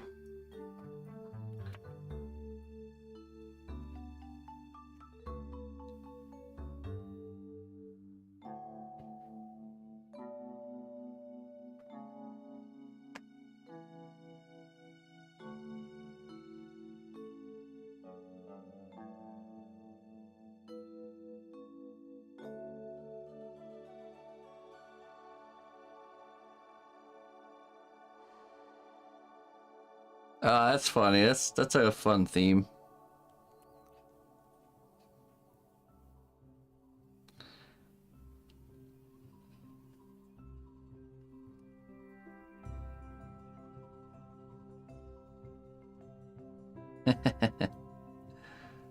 That's a good idea.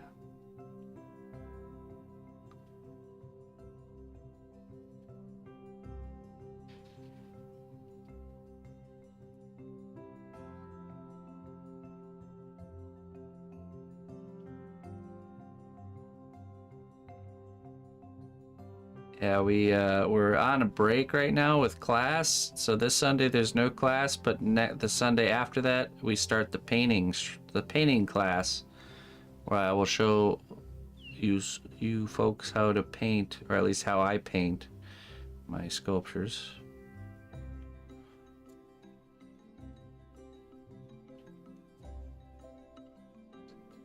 We're on we just finished the sculpting portion, so we're on a break to give myself and everyone else the chance to finish our sculpting.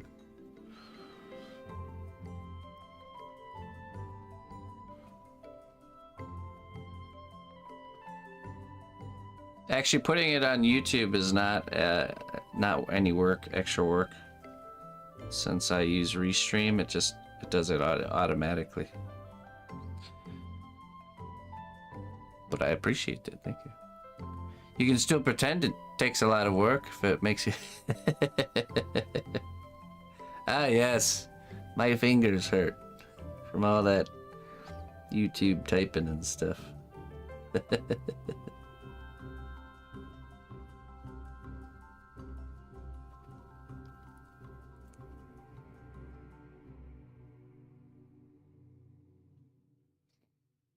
I use a type of polymer clay called cast clay.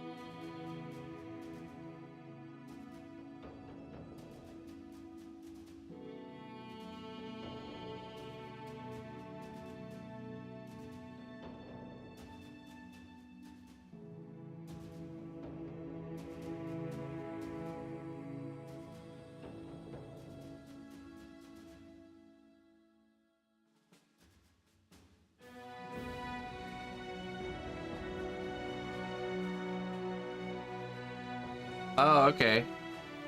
I haven't been able to check out his channel yet. I probably do have him followed.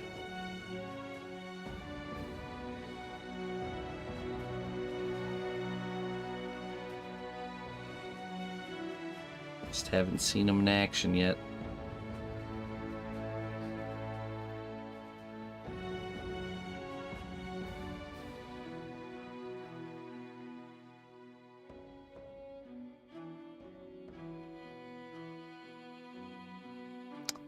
What coffee setup produces the best sculpting results? Coffee with salt in it, actually.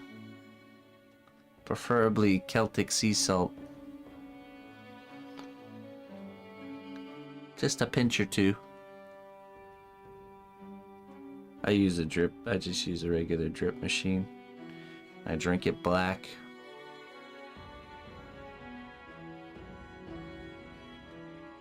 With a medicine dropper full of magic mushroom extract.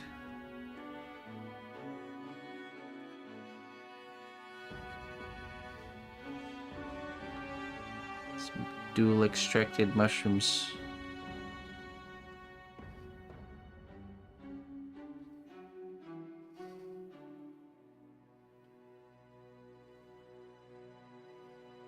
Hello, Slender Man.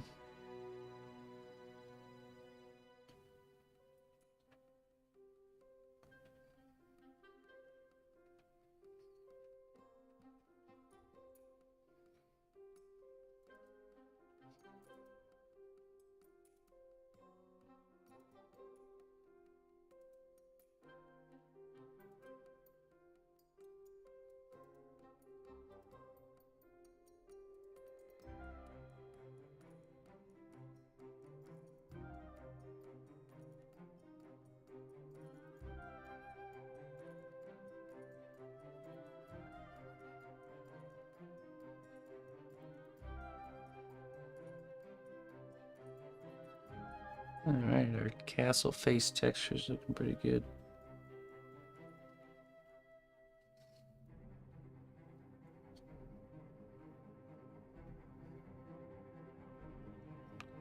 Went along quite well.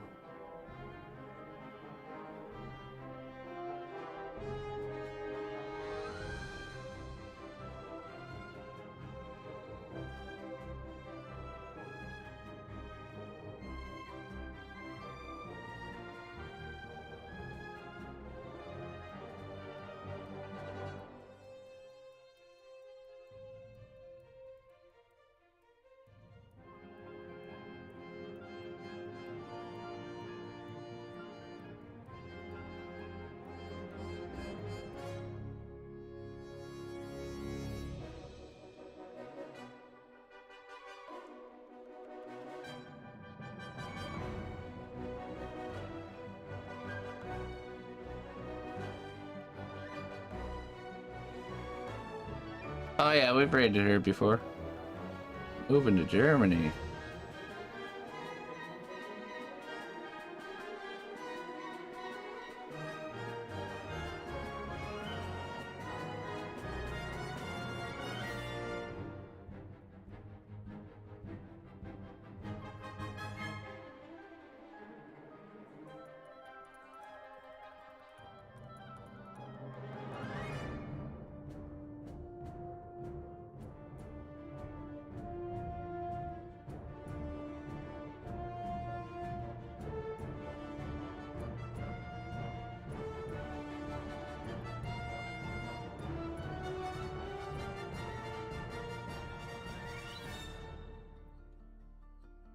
Okay.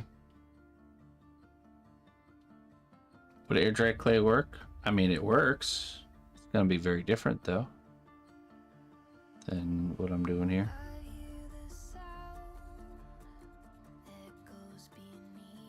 It's a completely different medium, different kind of set of rules, and the way you work with it's gonna be different. I'd get whatever.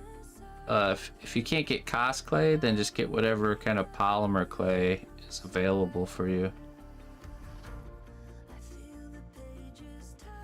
That'll be the closest experience.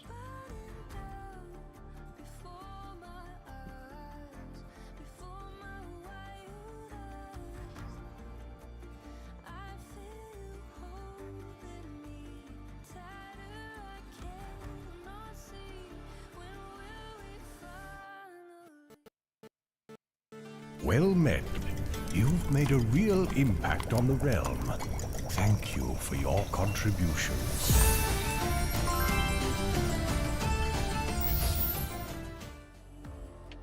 Hey, 20 months of watching the best. Oh, thank you so much for saying that. Never be real. Let me get you some wisdom, my friend.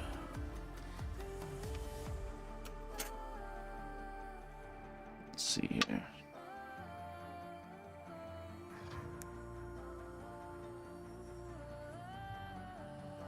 Courage is not about the absence of fear, but the willingness to face it. So true. So true. Couldn't say it better myself. I was trying to tell Emma that yesterday we were at a place that had one of those like black tube slides. She was afraid to go down it. I was trying to give her the cnotbusch wisdom. It'll take time for it to sink in.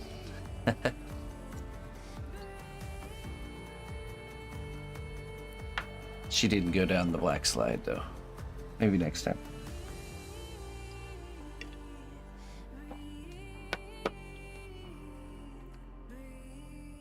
You have to bake it. You have to cook it in a regular kitchen oven. It's a fairly low temperature that this material cures at.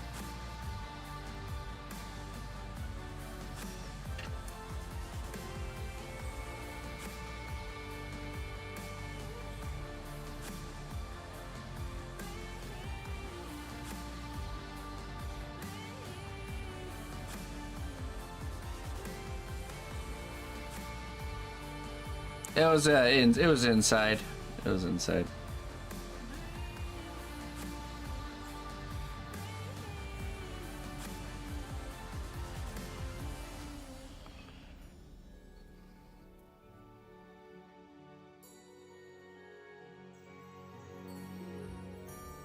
Hey, what's up, the tax? How you doing?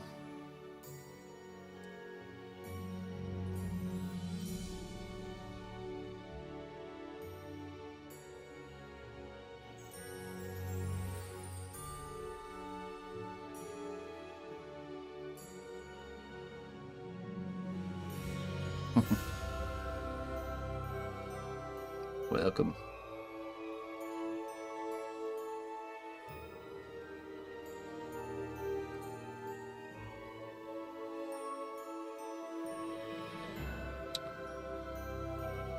Well, if you check out that class, I go over all the tools and materials in the first lesson. So just head over to my YouTube and go to find the playlist, the sculpting class playlist, and just watch that first episode.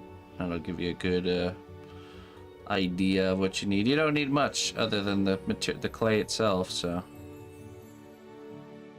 there's a lot you can get, but you don't necessarily need. Oh.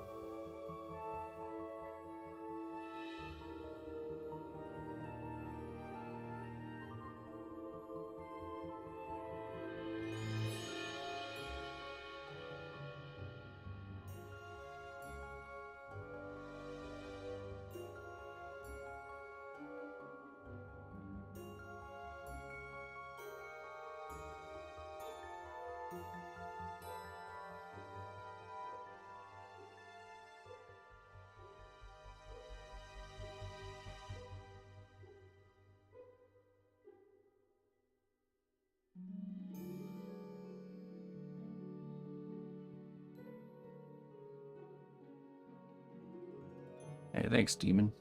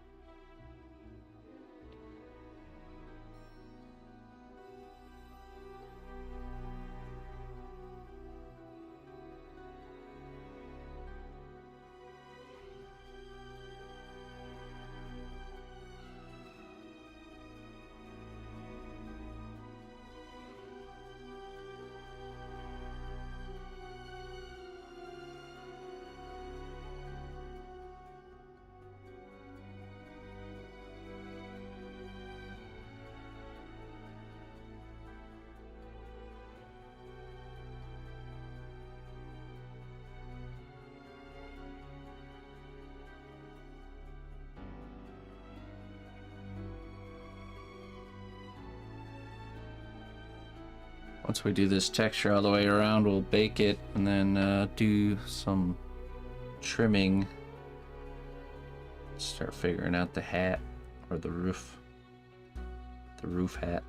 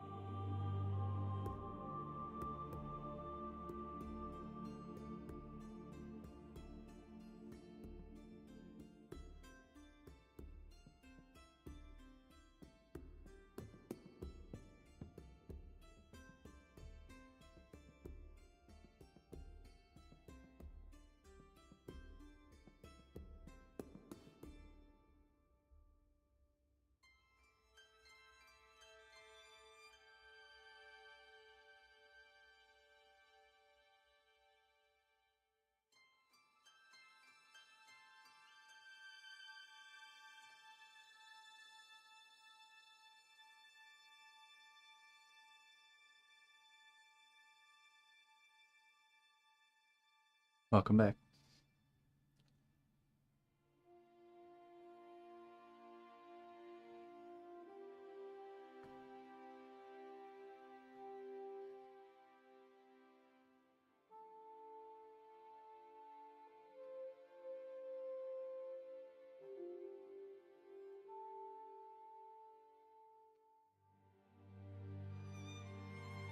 Cool. Thank you. I'll definitely take a look at it.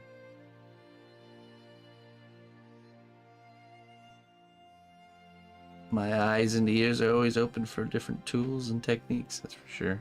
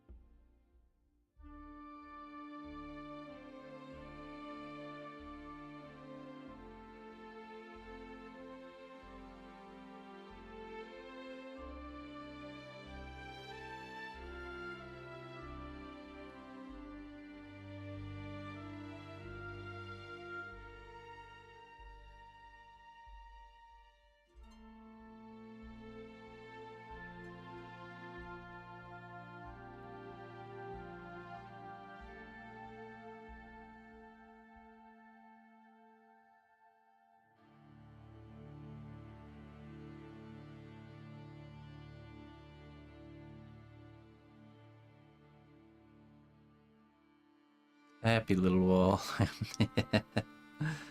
Yeah.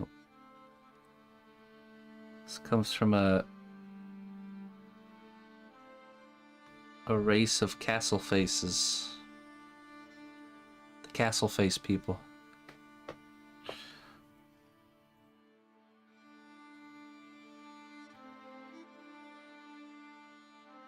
He's a happy little castle face.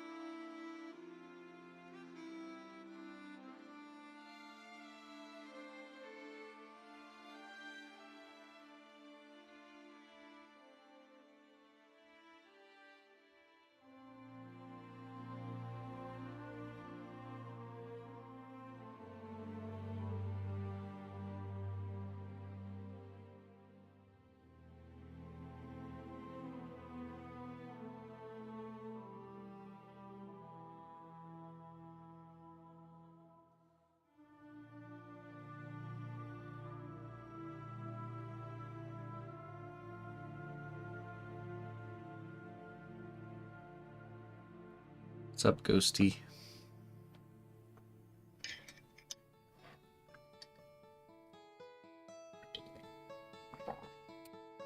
We should start a whole line of happy little cabin characters, happy little trees, bushes, mountains. Just really detailed, happy characters.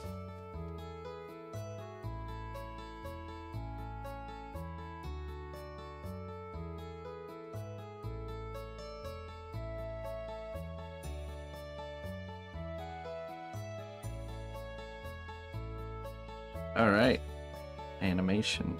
What kind of animation? Just all kinds, or is there a particular type you're pursuing?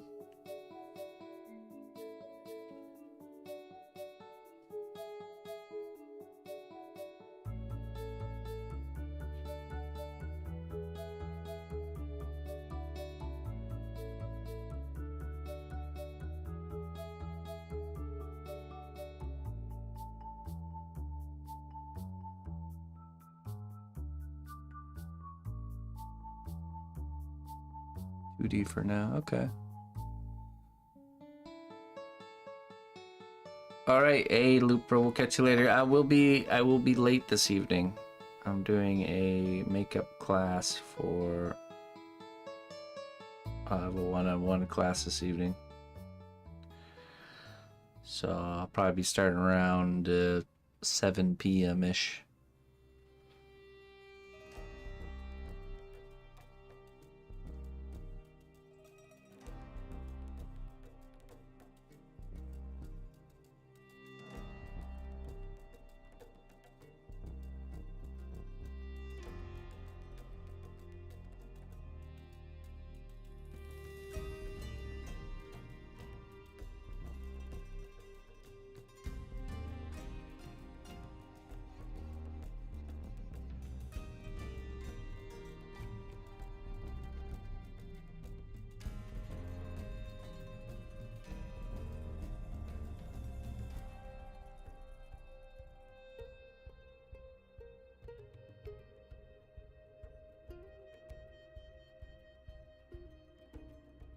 Hey, thanks, Ghosty.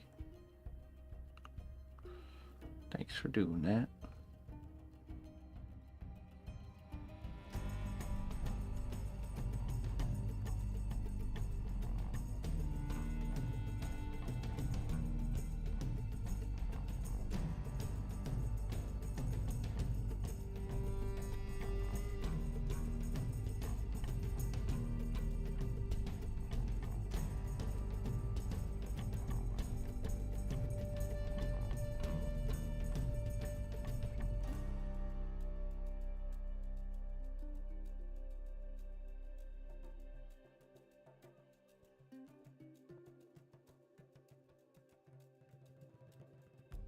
That's right, Tom Shah.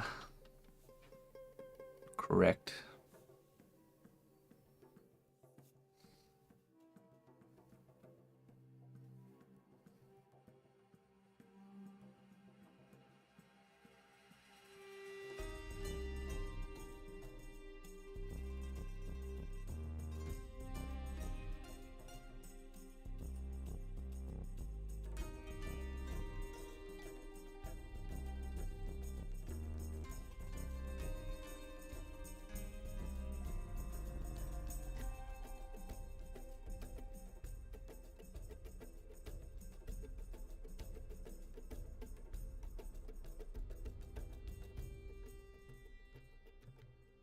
Well, thanks, man.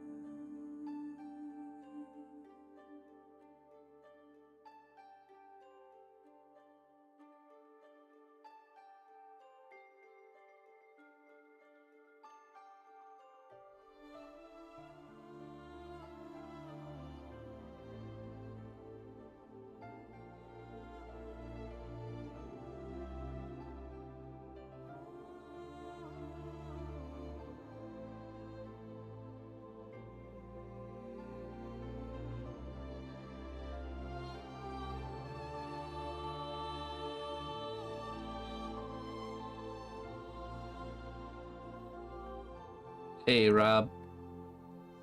Have a wonderful day, my friend. Have a wonderful day.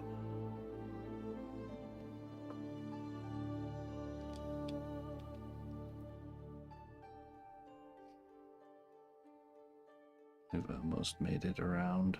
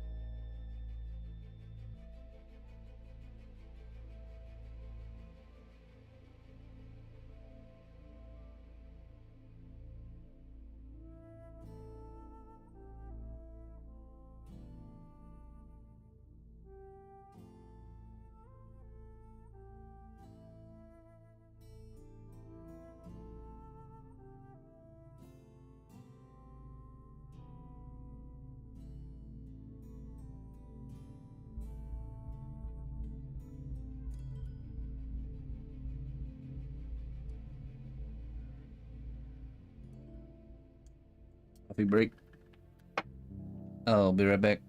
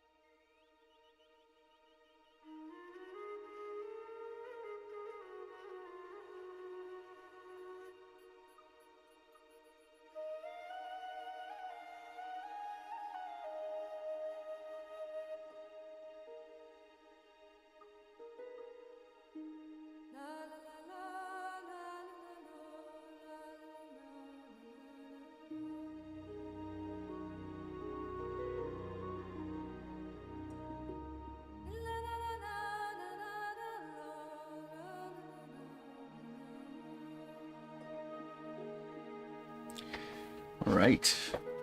Let's get back to it.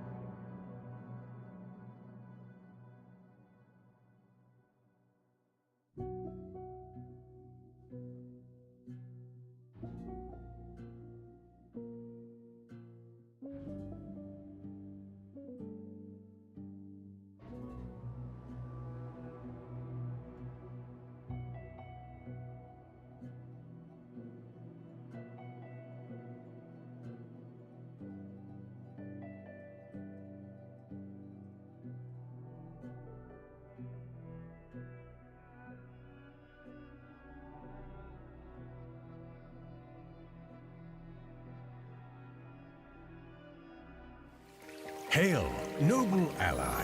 Please accept these treasures as a gift for your unwavering service to the kingdom.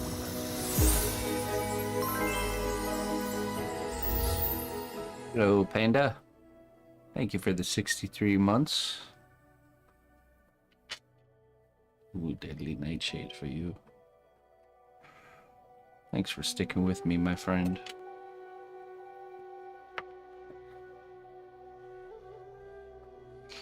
Let's see what we have for you today.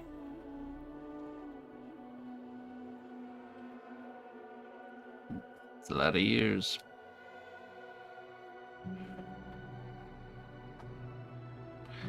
Keep a light-hearted attitude and a spring in your step, for life is too short to be weighed down by worries. Sure is. And worrying doesn't change a thing. So why bother? Makes no sense.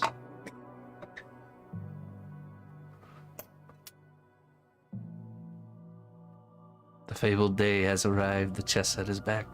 Indeed.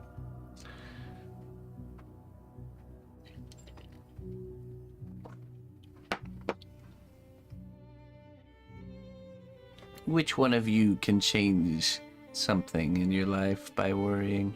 Anybody? No, you can't. Doesn't change a thing. Just stop doing it. Stop yourself from doing it. Remind yourself of that truth when you catch yourself worrying.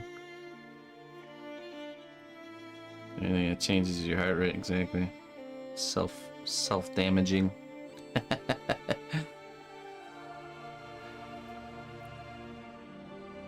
This thing is happening. Like it's like taking a knife and like stab yourself. Why do we do that? Why do we do these things?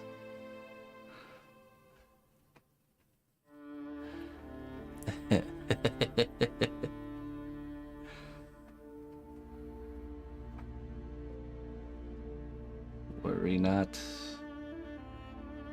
You're not.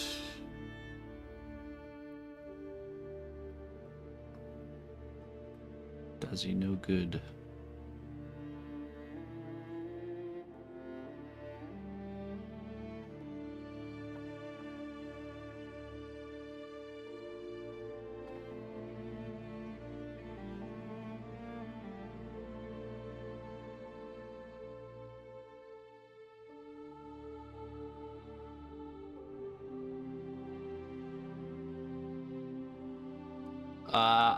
I don't do pottery myself. I'm not sure where I could send her. I mean, the thing about pottery is you're gonna need usually a wheel. Getting into pottery is a little harder because you also need a kiln to fire the clay.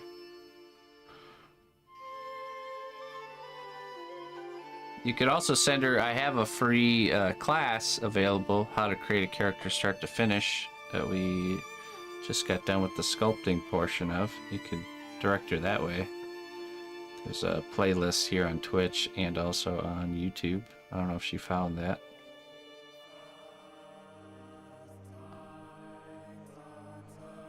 But I mean, if she's interested in like getting into the more the pottery side of things, I don't know. I have no idea where she could start. Okay. Yeah, just I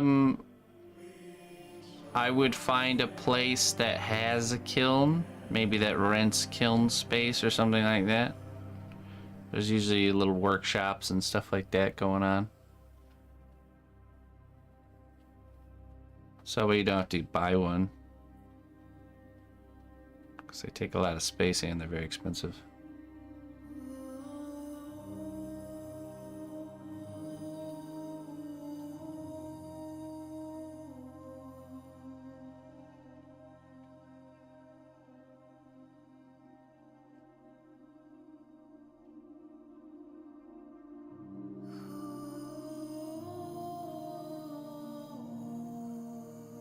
Yeah, I know of potters. I just don't know if they teach. You want to make a base for a figurine that you bought? Gonna make a dead tree out of clay. What kind should I make to hang this thing on? One of the branches.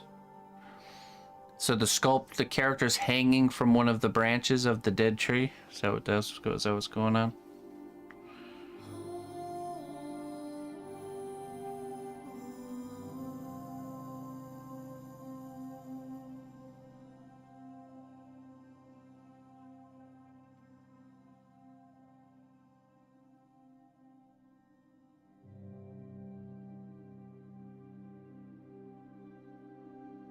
Oh yeah, no worries. So the key here is to make sure that the branch is well supported all the way down to the base. You know, so you want to use some galvanized steel armature wire. Probably like 14 gauge, all twisted up. And then maybe reinforce that with some steel stick or some sort of epoxy clay. And then over top of that, I would sculpt with Cos clay, this material. I wouldn't use Sculpey because it's going to have some, even if you make it really structured, it's still going to have some flex to it. And Sculpey will just crack because of that flexing. Unless you use, you know, like a thick metal rod, you can get, you could get some of this stuff right here. So,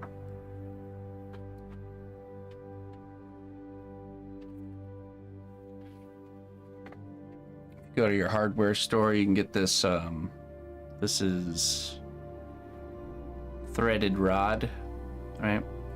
You take your platform piece of wood and you drill a hole that's the inside diameter of this, and then you're going to be able to thread that into the base.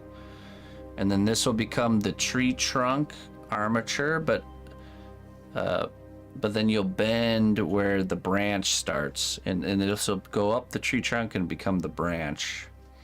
The rest of the armature of the tree can just be regular smaller gauge wire, right? Because it's not holding weight. This won't bend, so it will bend. You have to, you know, really muscle it to bend it into the shape that you want, or you can use a torch, but you could go that route too. I used this for the dragon Alduin sculpture. The whole dragon is supported on just on the tail, so I used this as an armature for that. Another option for you.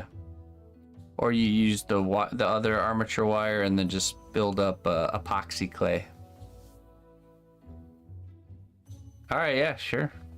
Yeah, so those are two different ways I would approach it.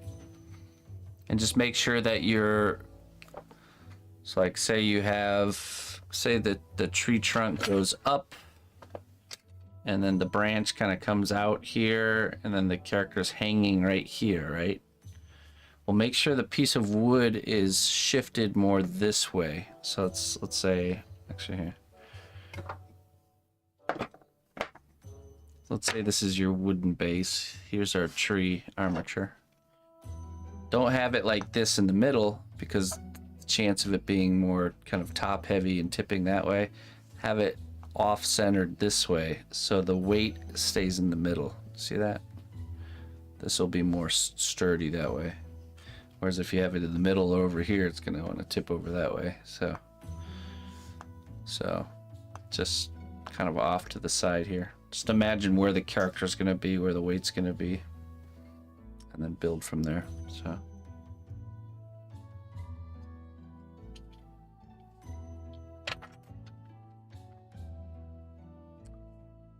that's pretty cool. Okay.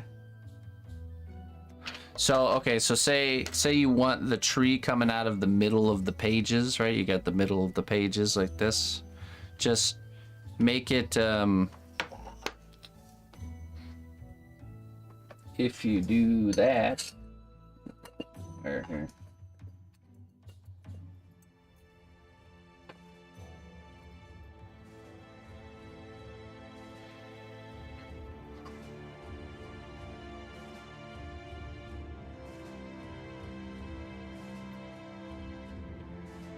So let's say my fingers here are the pages, right? And you get this tree trunk coming out of the pages.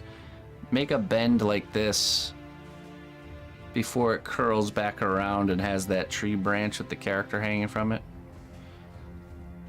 Because you just want to keep things center so that way it's not wanting to tip. Or if the bottom is flat enough, if it's big enough and flat enough, you don't have to worry about it.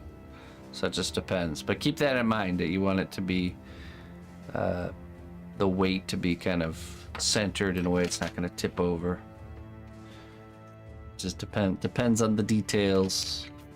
But yeah, look forward to seeing what you end up coming up with. Sounds like a cool project.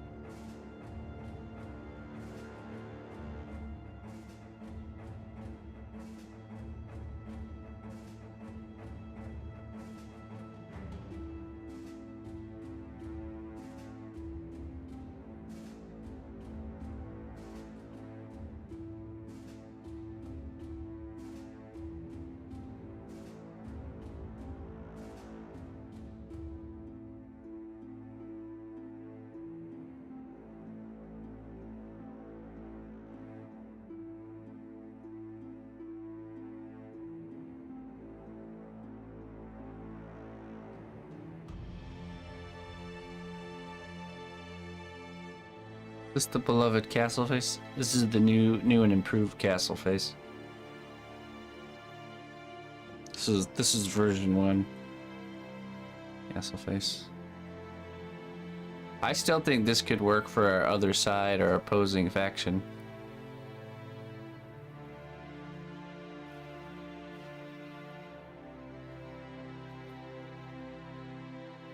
Yeah, this one it's just she wants her side to be a little more whimsical, more cute. So that's what I came up with this design here. More of like that whimsical cuteness. But the other side of the board I get to design. It's not going to be whimsical and cute. I mean, it will be, but you know, teetering more on the edge of the bad guys of the board. Yeah, it's a chess set. How you doing there, Mr. Cave Geek Art? How you doing? Murderous, bro.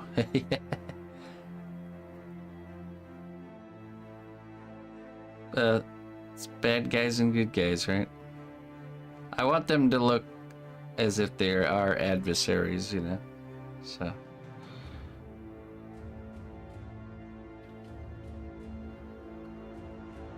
but also still go together as if they're from the same world, so...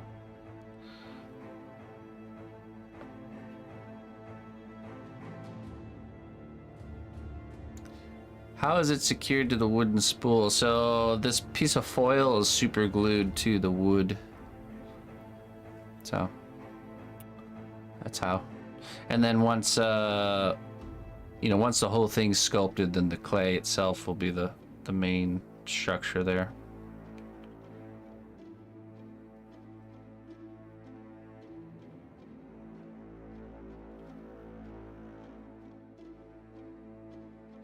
Just crawling out of bed, huh? No worms for you.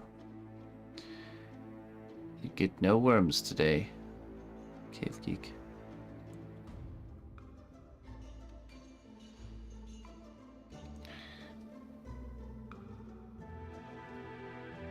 Hey, what's up, Kamaus? How you doing, man? What do you do, my friend?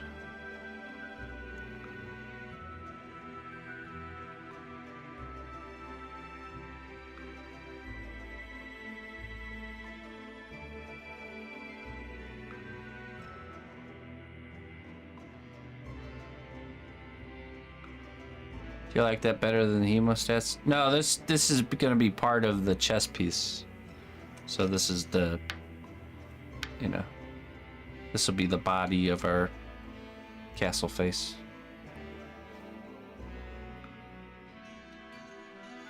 It's all one piece.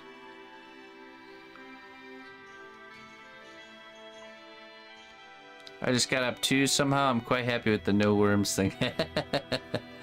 You get no worms today.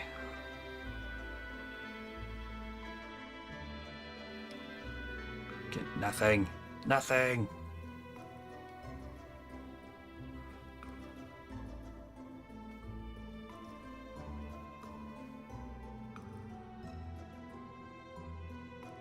But still, is it easier? Well, it's just it's the same. If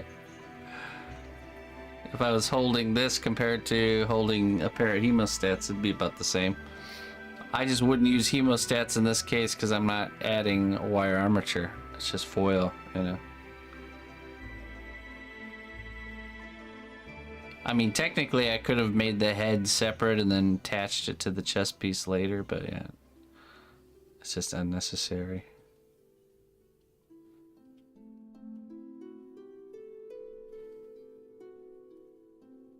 I've seen people make where they split like a piece like this in half, and then they put like wing nuts. You know, I think 18 Vix made this. You split it in half right here, down the middle. Then you put a bolt with a wing nut, and you create like a little holdy handle thing.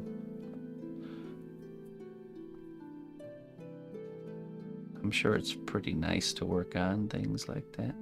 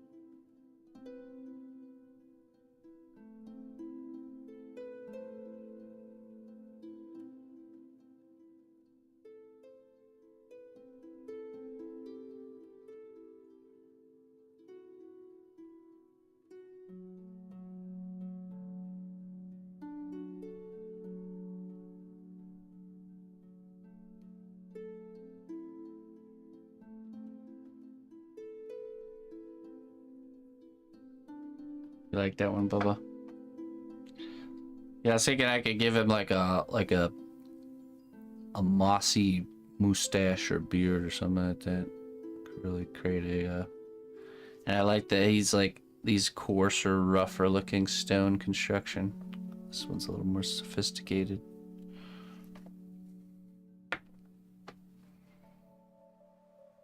Works.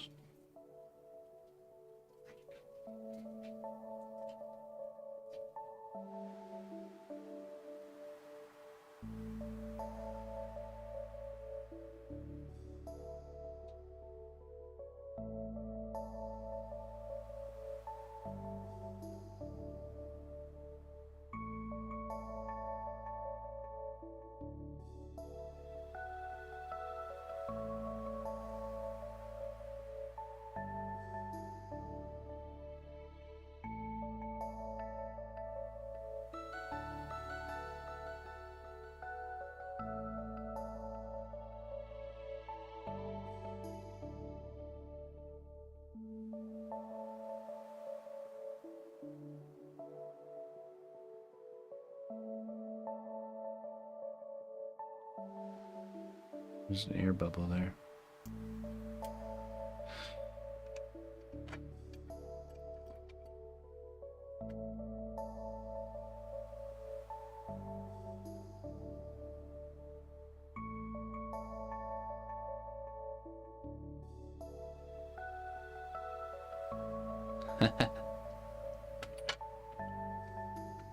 Sometimes you get hand fatigue with the hemostats. Yeah, I get that.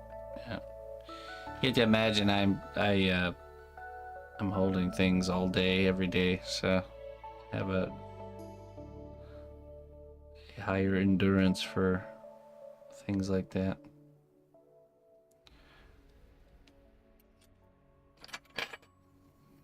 Holding a 7-pound dragon in a contorted way for 3 to 4 hours at a time builds up some endurance.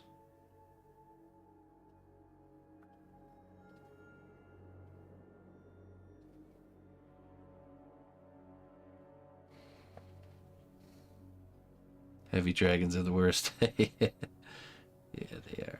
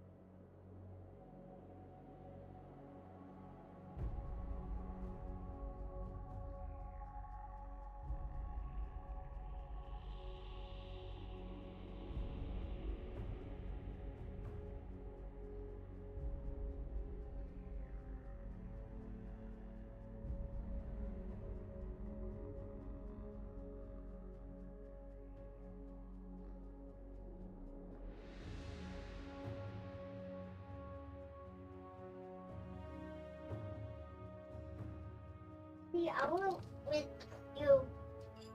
Since use the big piece for you to eat and the small piece for me to eat. Oh, really? Mm-hmm. You're all done with that? No. Oh, well, thank you. I appreciate it. You're welcome. Say thank you. I did. I said thank you.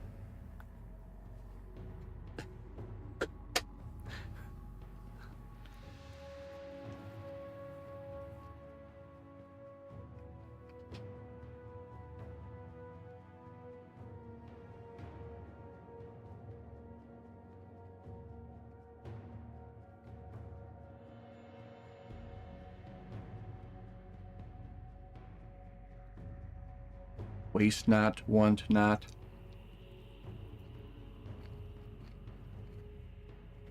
Ooh, I even get some scrambled eggs. Lucky me.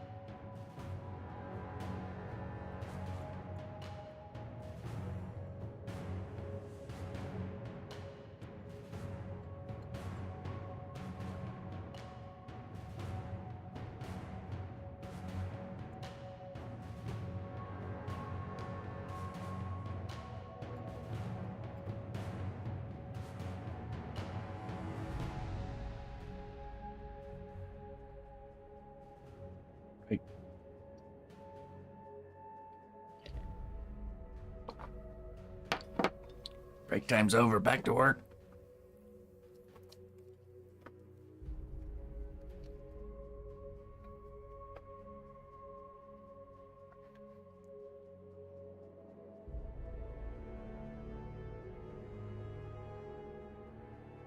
Now you must sit still for a half an hour.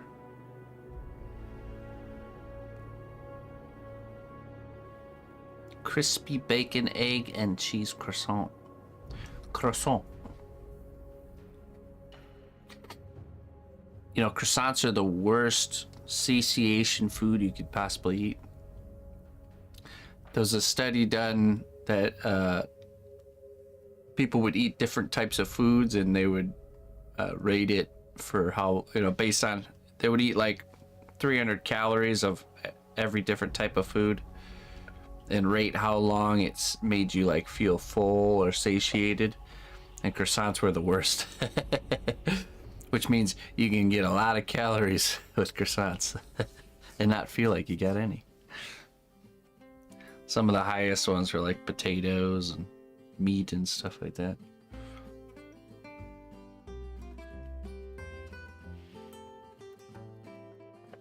But they are tasty. They are tasty. I do like a good croissant.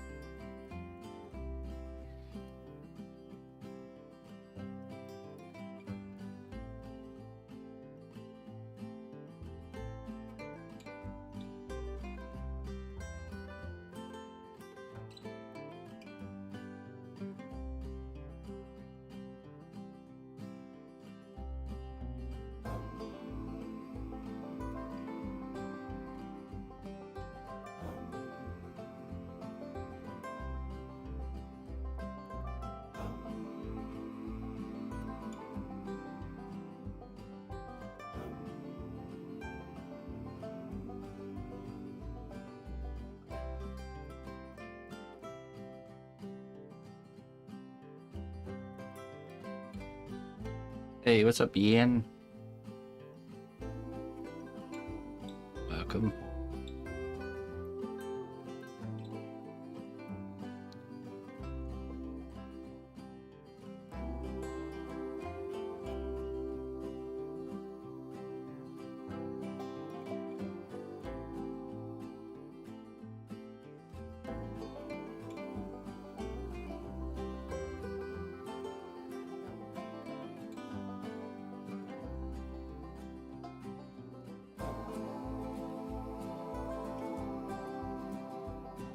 Okay. I'll be nice. I can't speak for everyone else, though. Only myself.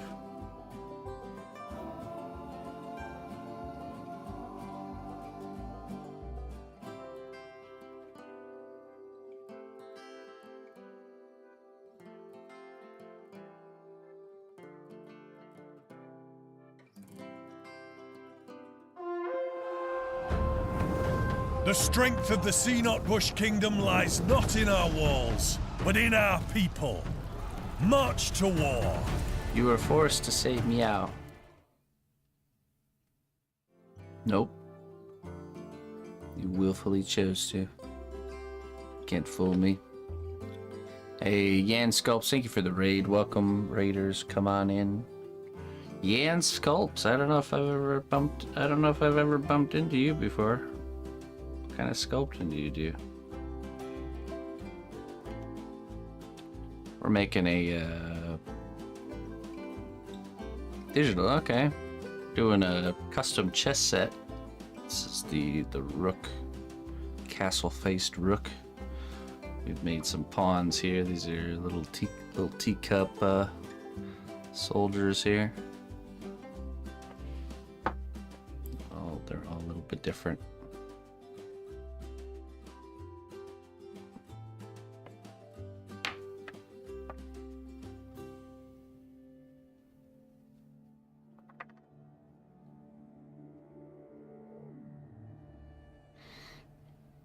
You do the famous owl sculpting video, hate you or love you?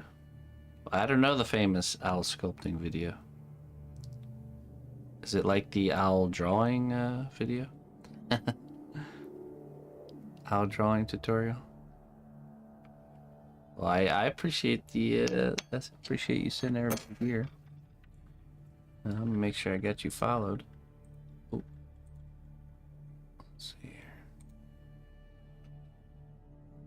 I do not. Now I do.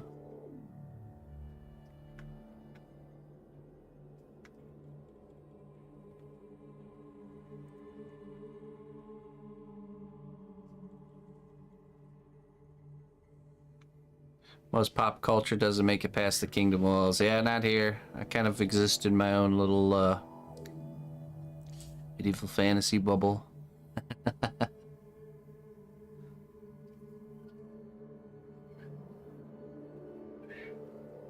Oh, thank you.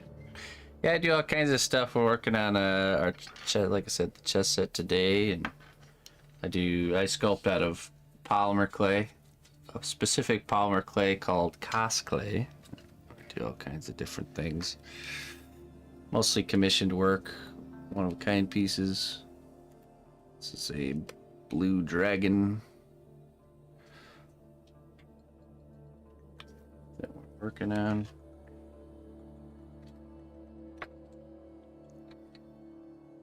Here's a little mouse warrior.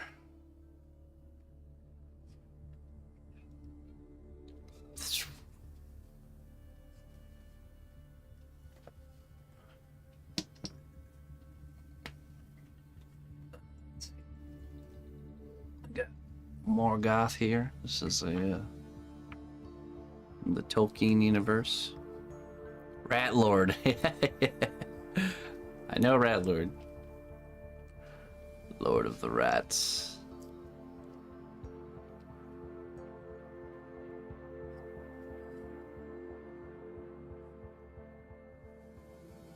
Yeah, we know Rat Lord.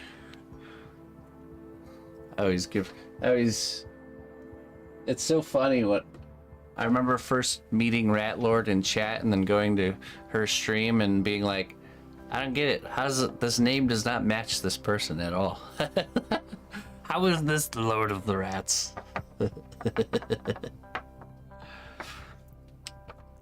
but now it makes sense now. Here's a bust. Here's a character bust, D&D character.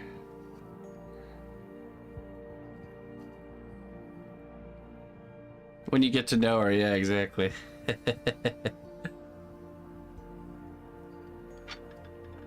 D&D bust.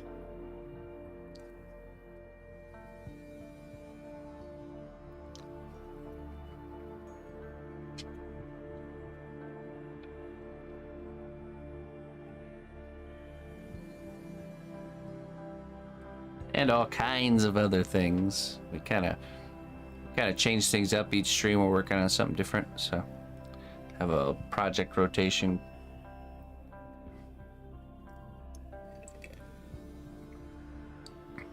Starting a different stream. Wow, busy. Okay. Well, thank you very much, Yan. I appreciate it. Hey, what's up, Gnyap? Welcome.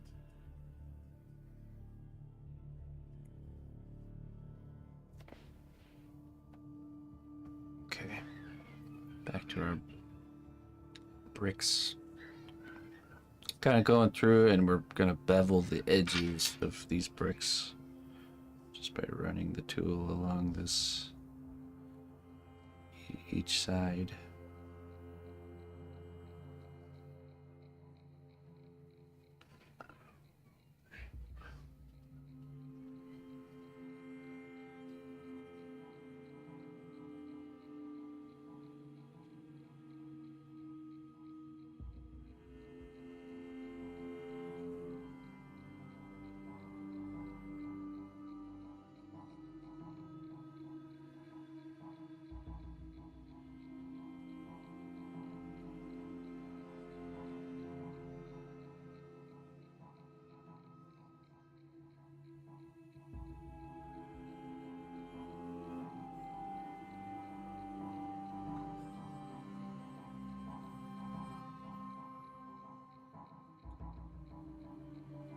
Control C plus Control V. Nope.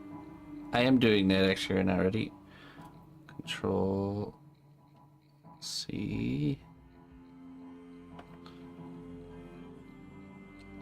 Control V. There, see? Just like that.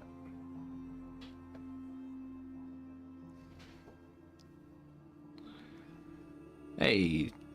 Hey, what's up, Gary? How you doing?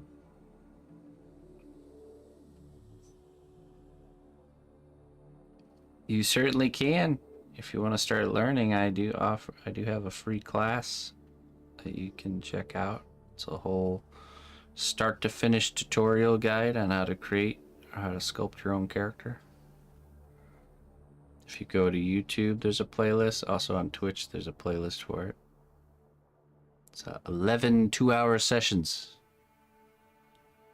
Analog sculpting, yeah. My processor is just a little slower. Just takes some loading time for each executed variable.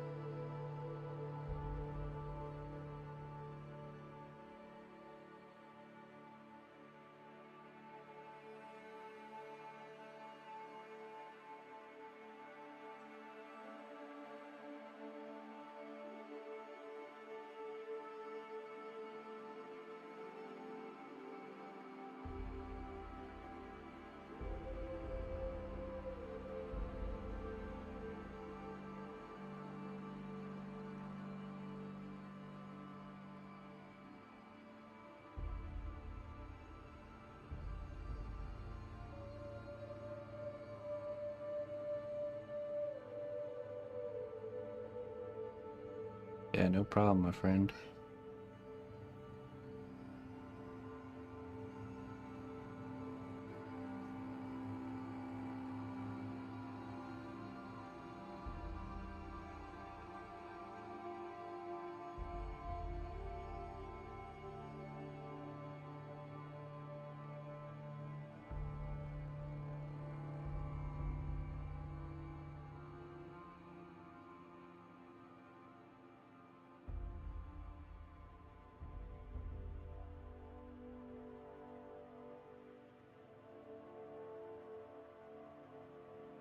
Right.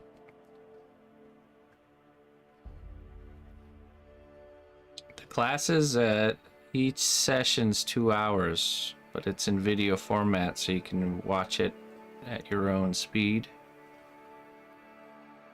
The live sessions happen on Sundays.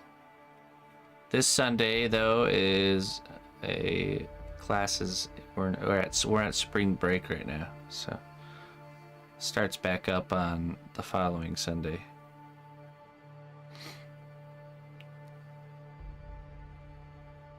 We're gonna get into painting the project that we sculpted. Spring break.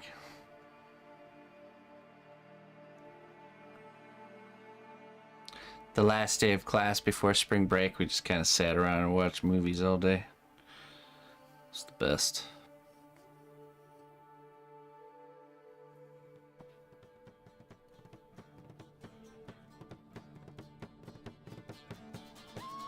I think I'll have Sadie be a substitute teacher when I'm not feeling well. She'll pull out one of those old TV carts with the big TV on there. Well, you guys can watch an old 80s film.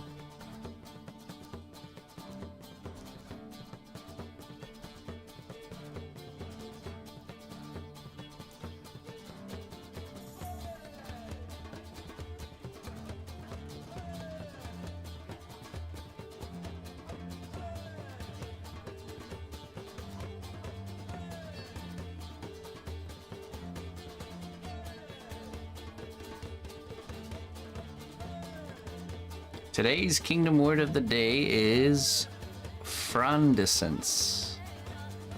A word that describes plants shaking off their winter slumber and waking up into spring.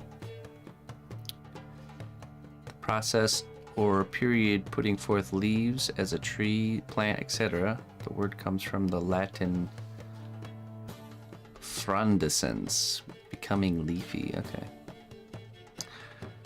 Frondescence. Didn't know that one.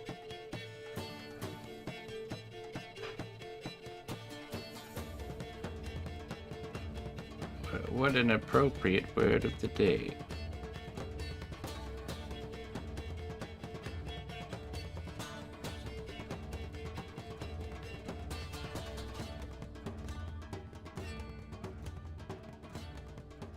By the way, I made very good use of those leaves there, Jones.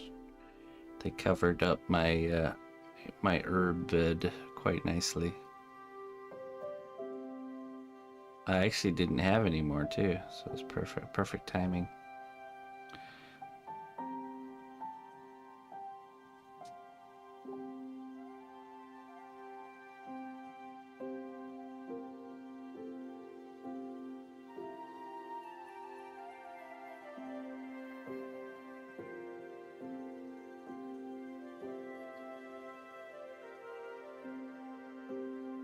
For Don's chicken emote.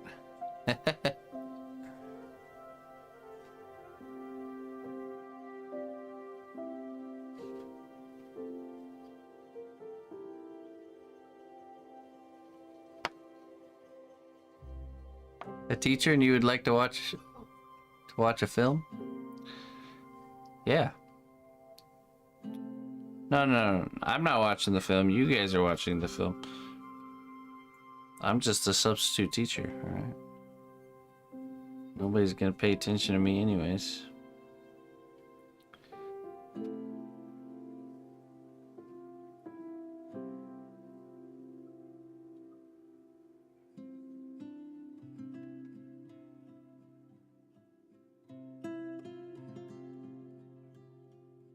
VHS, you watch a VHS film.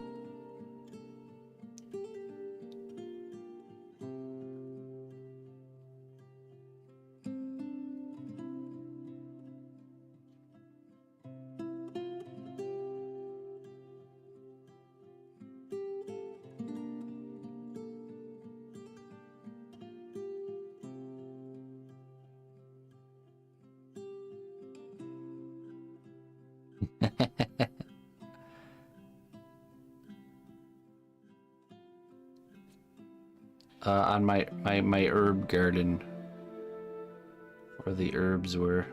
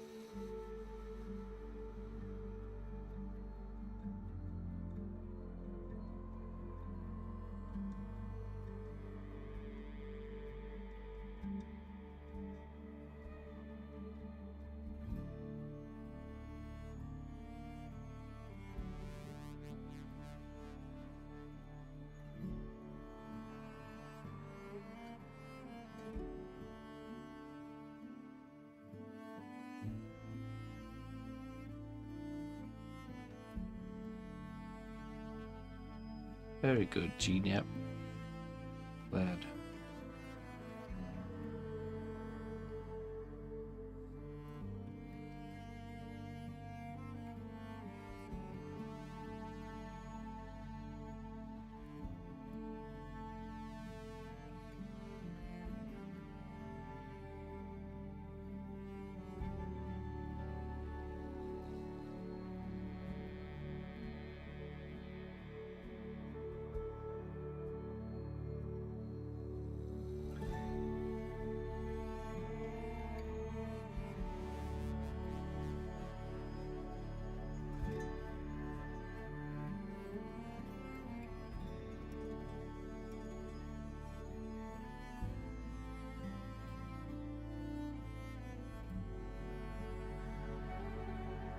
Okay. I think we'll brush this a little bit.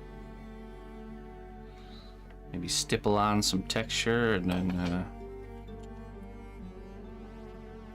get this baked for the first time. Gonna brush some alcohol on here.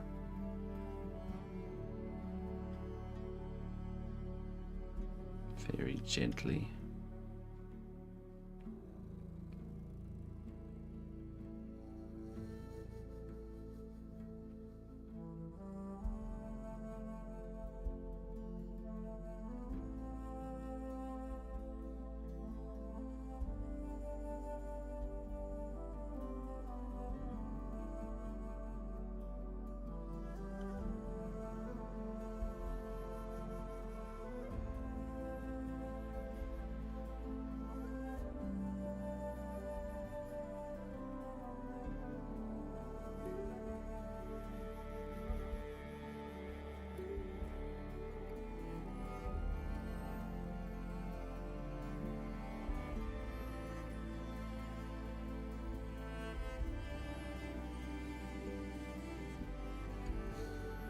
I was actually thinking of like one of those peaked roofs, like something like this, but like with the shingles, the like top of the tower type of look, or ramparts. We'll see.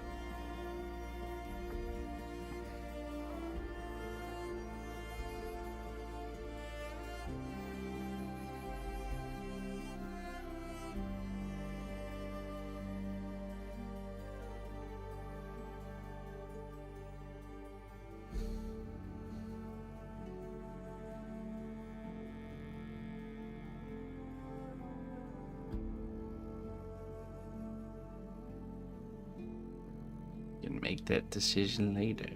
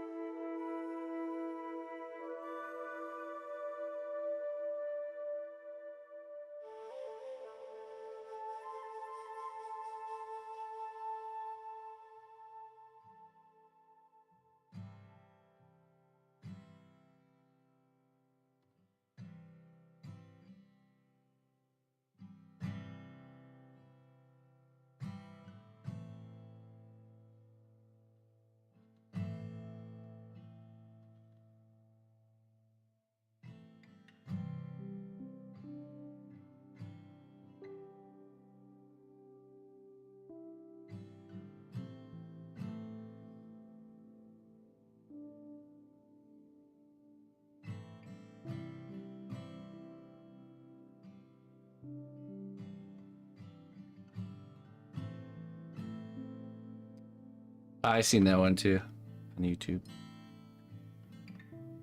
Pretty cool.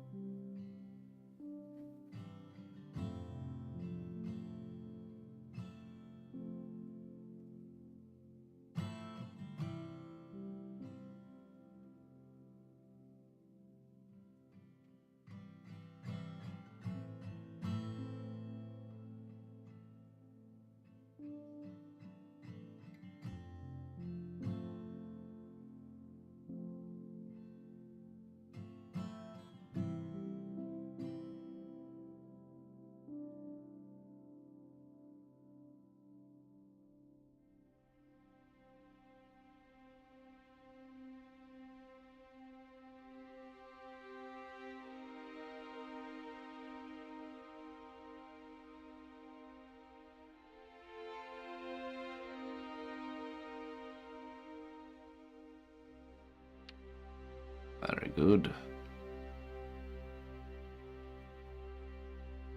Quite happy with that. So that gets baked, and then there'll be some like trimming done around the bottom, and the top, and figure out the hat situation.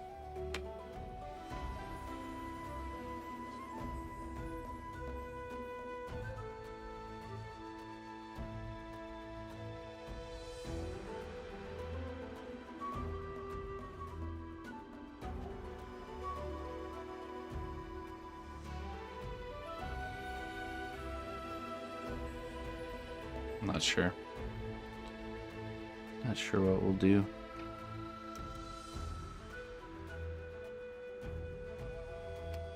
Also I could see cutting a window in the back too. That'd be kind of fun.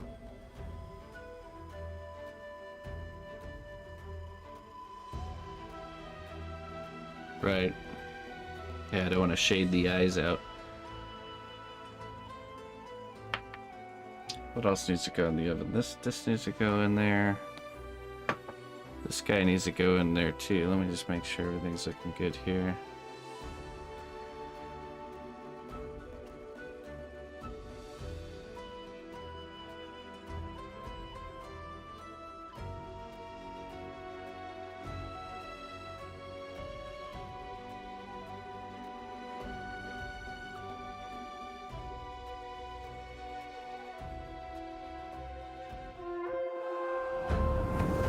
The strength of the cnotbusch kingdom lies not in our walls, but in our people. March to war. Hey. Thanks for the raid, Yankee. How you doing, my friend? How was your stream?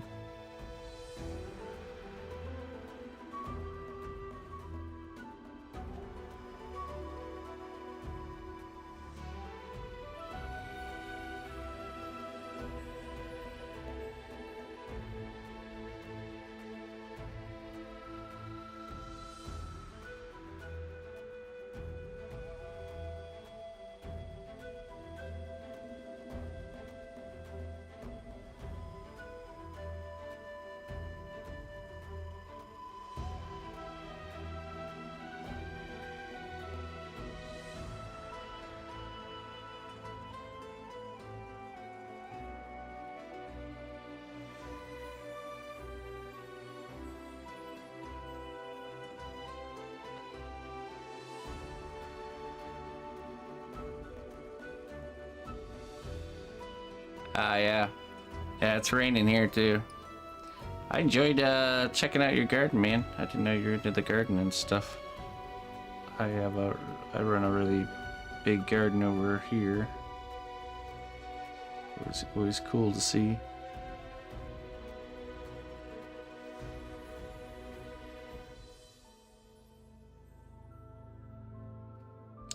Spring started early for us over here, so I've gotten a lot of my work done before I normally do.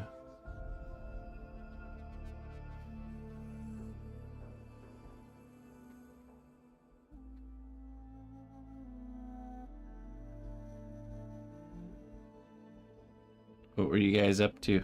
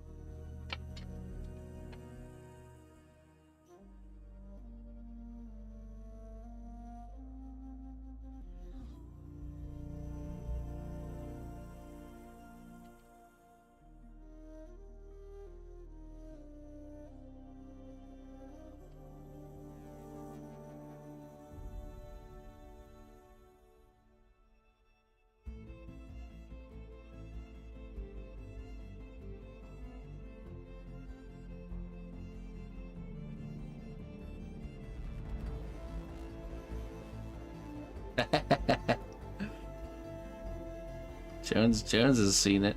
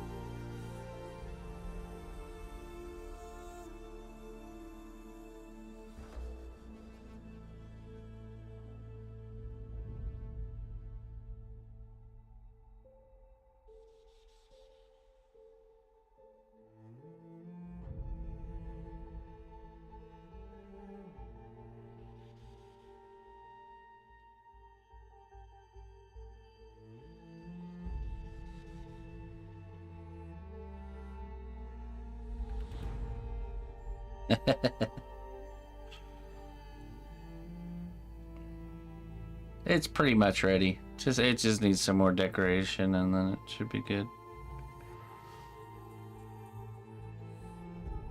We are not far off. This one right here, this is just a wax carving tool.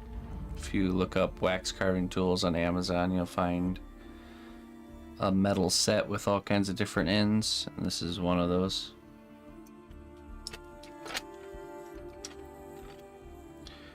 All right, we'll get we'll go ahead and get him in the oven, just like this. This piece right here, and this all can go in the oven. Oh yeah.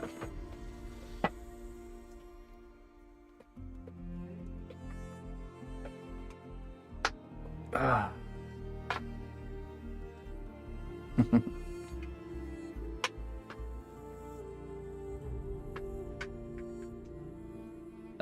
All right, let's call it quits there, folks. I'll get this stuff baking. I will be on tonight, but it'll be later than usual. I have a one-on-one session that we had to reschedule for during the week, so I'll be doing that till probably about 7 p.m. Oh yeah, and we have to document. Oh yeah, so right. Okay, so maybe no stream. We'll see. Okay, there's a chance there's no stream tonight because after the one-on-one session, we have to finalize and document the Vanishers piece. So we have to film and video that, and that's usually a whole operation for the grand reveal. So. But yeah, so I would say definitely no stream tonight instead of probably. So I'll be back tomorrow. I forgot we have to do that today too. And what's tomorrow? Tomorrow's the Blue Dragon. We'll be working on the Blue Dragon tomorrow morning. Yeah, I can't wait to see it in its full glory. So. I'll be here waiting, twiddling my thumbs, alright? you do that, Bango Bongo. Productive evening, yeah, that's right. Okay, let's see, let's find someone to raid. Thanks everybody for joining me. Thank you for the support. As always.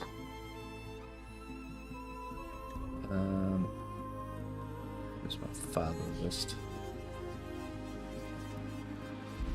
Maybe. I did say maybe.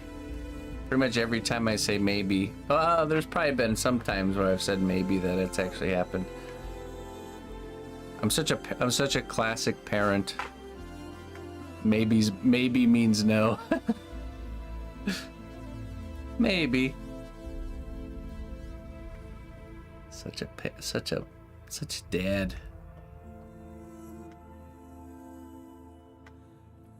Just say no. Just say no, Dad. So you're saying there's a chance? There is a chance. There really is, but highly unlikely.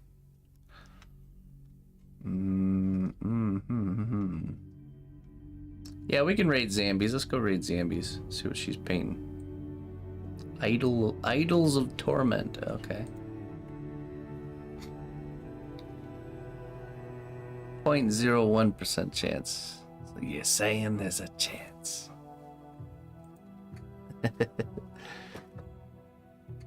There is YouTube videos showcasing my work. Yep.